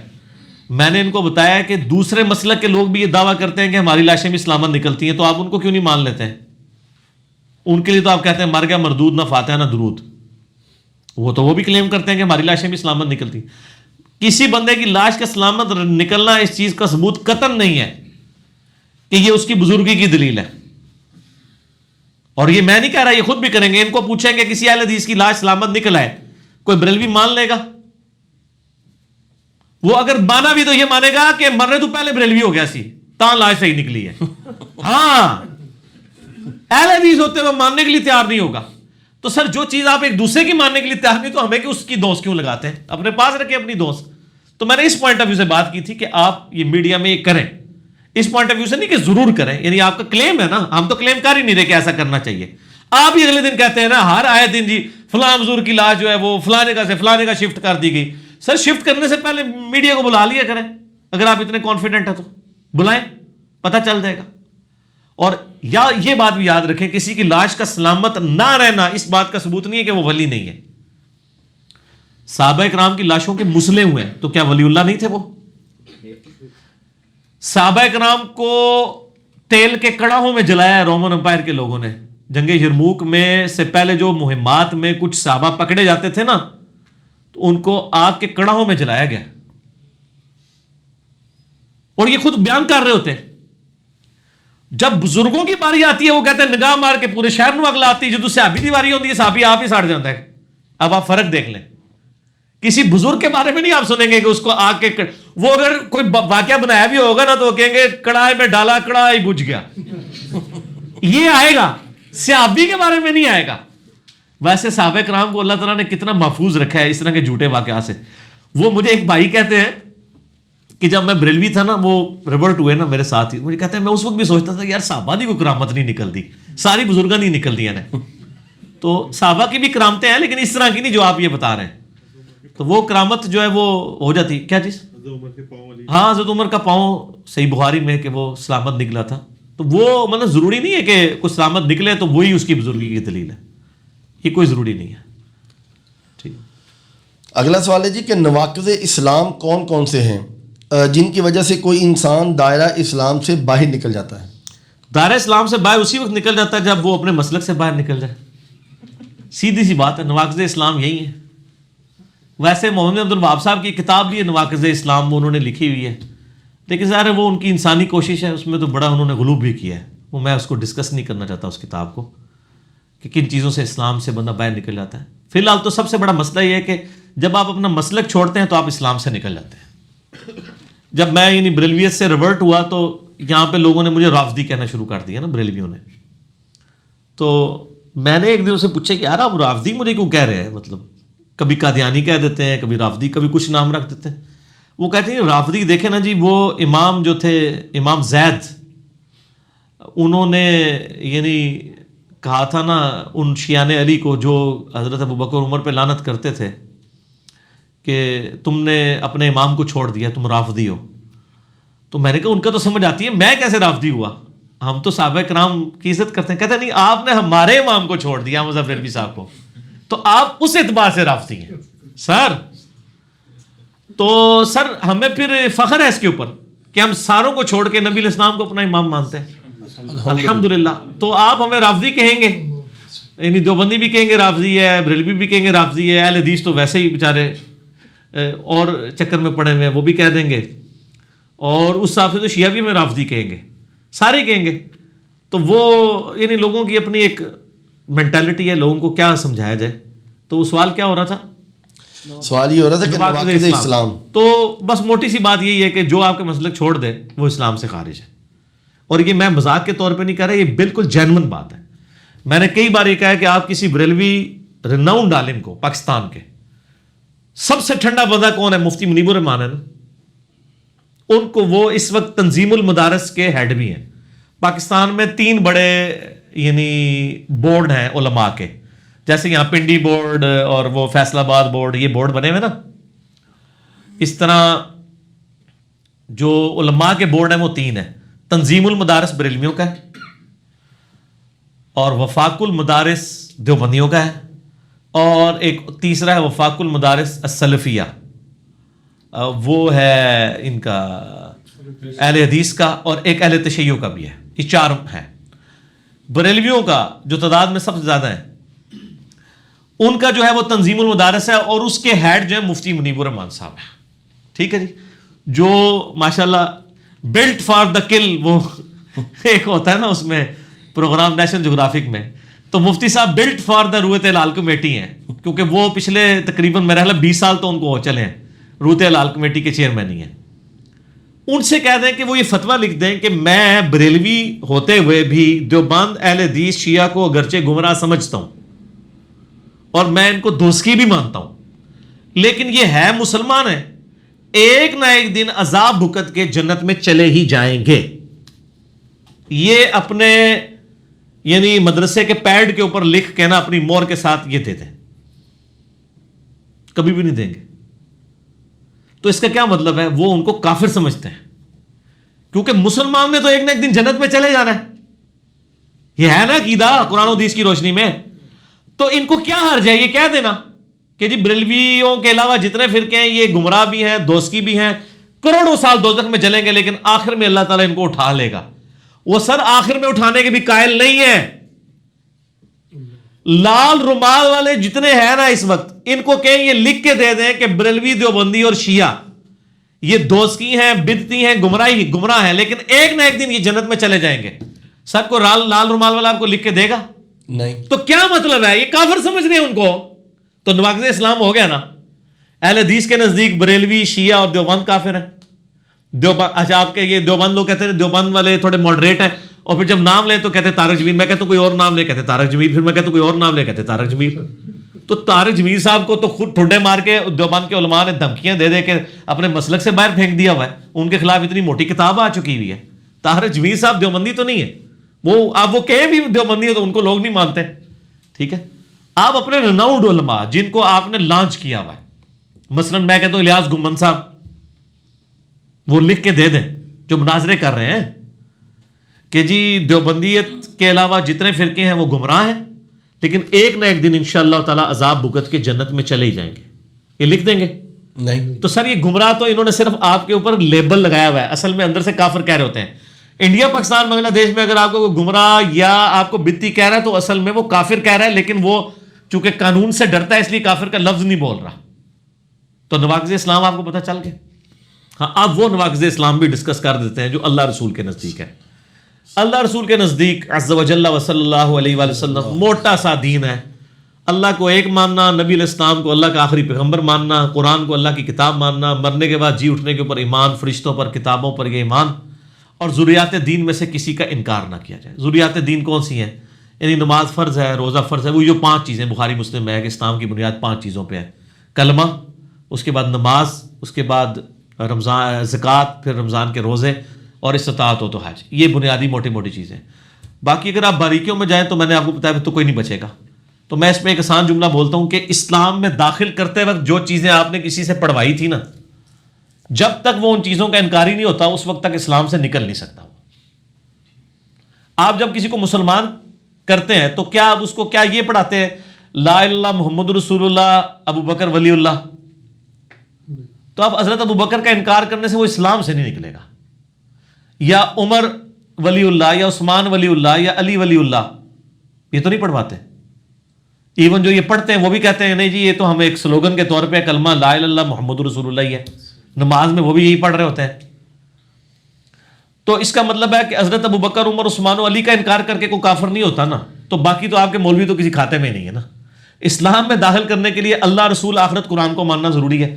اور آپ کسی بھی عالم سے جا کے پوچھیں جی اسلام کے قائد کیا ہیں, وہ کہیں گے جی 3 ہی قائد ہیں جی, عقیدہ, توحید, رسالت اور آخرت. اب توحید میں ابن تیمیہ علی توحید نہیں کہہ رہا. ابن تیمیہ نے جو توحید بیان کیا اس میں تو ابن تیمیہ بھی پاس نہیں ہوتا. میں نے اس کے کئی گمراہ کو عقائد اس کی کتابوں سے بتائے ہیں. ٹھیک ہے نا. توحید وہ جو اللہ نے قرآن میں, حدیث میں بیان کی ہے, موٹی موٹی توحید, باریکیوں کا تو کوئی اینڈ ہی نہیں ہے نا. وہ تو پھر ٹائٹل صرف پیغمبروں کے لیے. حضرت ابراہیم کو کہا گیا وما کان من المشرکین. قرآن میں تو آیا کہ خواہش نفس کی پیروی بھی شرک ہے. افرأیت من اتخذ الہہ ہوا, اے نبی اس کو دیکھا جس نے اپنی خواہش نفس کو اپنا خدا بنا لیا. تو پاکستان تو پوری مشرک ہو جائے گا جو فجر کی نماز نہیں پڑھتا, بسترے پہ ہی رہتا ہے, خواہش نفس کی پیروی کر رہا ہے نا سر. ٹھیک ہے, بڑے بڑے مواعظ فارغ ہو جائیں گے. ٹھیک ہے, تو اس کا تو کوئی اینڈ ہی نہیں ہوگا. وہ والی توحید نہیں چاہیے اللہ کو جو مطلب لوگوں نے بنا دی. موٹی موٹی توحید جو اسلام میں داخل کرنے کے لیے ضروری ہے وہ اسلام سے نکالنے کے لیے بھی وہی نواقض اسلام ہے. باقی علماء پہ اگر آپ جائیں گے تو ماشاءاللہ آپ کو بتایا نا کہ وہ تو اتنے نواقض اسلام آپ کو بتائیں گے کہ وہ تو اگر آپ کسی یعنی پاکستان میں کروڑوں لوگ ایسے ہیں جن کے سامنے آپ یہ کہہ دینا کہ نبی علیہ السلام انسان تھے, تو آپ کے نزدیک آپ ان کے نزدیک گستاخ رسول ہیں. گستاخ رسول کا مطلب کیا ہے؟ کافر نہیں سر، واجب القتل مرتد. کافر چھوٹا لفظ ہے، یہ بڑا ہلکا لفظ ہے. مرتد، اور ایسا مرتد جس کی توبہ بھی قبول نہیں ہے، کیونکہ یہ کہتے ہیں کہ گستاخ رسول کی توبہ قبول نہیں ہوتی. یہ بھی ڈاکٹرائن آپ نے سمجھنی ہے. وہ کہتے ہیں اللہ کے گستاخ کی توبہ ہے، نبی کے گستاخ کی نہیں ہے. اچھا جی، تو جس ملک میں یہ حال ہو لوگوں کا، وہاں آپ کیا ایکسپیکٹ کریں گے نواقض اسلام؟ تو ٹھیک ہے، ہم تو ان تلخ رویوں کے خلاف شروع سے بول رہے ہیں، اور یہ اپنے لیے ہم اس ملک کو ہم جہنم بنا رہے ہیں اس حوالے سے کہ یہ علماء نے جس طرح کے تلخ رویے پبلک کے اندر پروپیگیٹ کر دیے نا، کفر و شرک کے اور گستاخانہ رسول کا فتویٰ لگانے کے. کسی بندے کو نہیں چھوڑتے، کوئی بات نہیں جانے دیتے. آپ اگر یہ کہہ دیں کہ نبی علیہ السلام فوت ہو چکے ہیں، ٹھیک ہے، وہ کہتے ہیں جی وہ نبی علیہ السلام کو موت آ گئی ہے. آپ یہ جملہ بول کے دیکھیں، وہ ماننے کے لیے تیار نہیں ہے. ہم نے خود ٹیسٹ کیا. ہم نے ایک بندے کے سامنے جو کٹر بریلوی تھا، یہ بات رکھی کہ ایک شخص کہتا ہے کہ نبی علیہ السلام کو جب دفنایا جا رہا تھا تو اس وقت آپ کی زبان ہل رہی تھی اور آپ امتی امتی کہہ رہے تھے. اب یہ عشق رسول کی ایک جھوٹی سی بات انہوں نے مشہور کی ہوئی، حالانکہ کہیں موجود نہیں ہے. تو بتاؤ، یہ عاشق رسول ہے یا وہ عاشق رسول ہے جو یہ کہے کہ جو محمد کی عبادت کرتا تھا وہ جان لے کہ محمد مر گئے ہیں، اور جو اللہ کی عبادت کرتا تھا وہ جان لے اللہ زندہ. وہ کہتا ہے یہ دوسرا تو بہت بڑا بغیرت اور گستاخ رسول ہے. اس کو تو نہیں پتا نا کہ حضرت ابوبکر کا خطبہ ہے یہ بخاری میں، من کان یعبد محمدا فإن محمد قد مات. کیونکہ عشق کی جو ڈاکٹرائن پڑھائی ہے نا، اس میں واقعی انتہائی گستاخانہ جملہ ہے. حضور کی میت کے اوپر حضور کے فضائل نہیں بیان ہو رہے، بلکہ کیا ہو رہا ہے کہ فوت ہو گئے ہیں، ان کی عبادت نہیں ہوتی تھی، اللہ کی عبادت کرو. سر، کسی بھی دنیا کے بندے کی وفات کے اوپر اس کی تعریف کی جاتی ہے، اور نبی علیہ السلام کی تربیت کیا ہے کہ حضرت ابوبکر صدیق کیا کہہ رہے ہیں؟ پہلا خطبہ بخاری میں الفاظ یہ ہیں کہ جو کوئی محمد کی عبادت کرتا تھا جان لے کہ محمد فوت ہو گئے، اور جو اللہ کی عبادت کرتا تھا جان لے کہ اللہ تعالیٰ کو موت نہیں آئے گی، وہ زندہ ہے. مجھے بتائیں، صحابہ میں کوئی حضور کی عبادت کرتا تھا؟ کوئی بھی نہیں. تو یہ ایک جعلی جملہ گھڑ کے بتانے کی ضرورت کیا تھی؟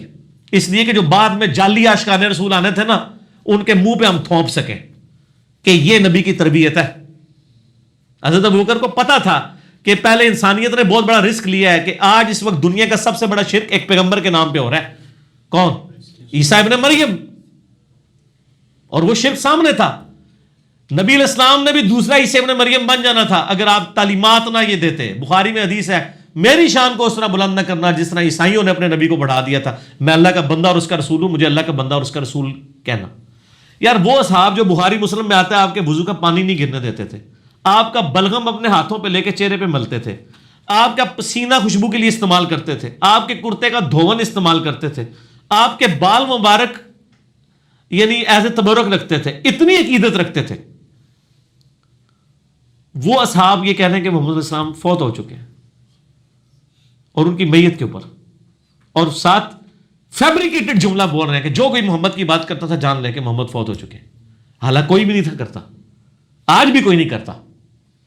لیکن اتنا سخت جملہ بولنا، میرا خیال ہے اگر مدینہ شریف میں 295C لگی ہوتی نا اس زمانے میں تو حضرت بکر گئے تھے. کیونکہ انہوں نے کہنا تھا یار اس کو پوچھو یہ کیڑا عبادت کرتا ہے ساڈے چوں، اسی کو نبی نو خدا مننے ہاں. یہ تو یہی کہتے ہیں نا وہاں پہ، اسی خدا تے نہیں منتے، خدا دا بندہ مننے ہاں، اسی کو تو خدا مننے ہاں. تو کی تقریر پہ کرنا ہے کہ جو محمد عبادت کرتا تھا وہ جان لے کہ محمد فوت ہو گیا. تنوں کوئی اور گل نہیں سمجھ آئی؟ تنوں حیات النبی نہیں یاد آئی، وفات النبی یاد آ گئی ہے؟ تو حضرت ابوبکر پہ 295C لگا دینی تھی انہوں نے پکڑ کے. سر یہ قرآن و سنت میں جو دین ہے وہ اور ہے، انڈیا پاکستان بنگلہ دیش میں جو دین ہے یہ اور ہے. بس اس سے زیادہ سخت جملہ نہیں میں بول سکتا تھا.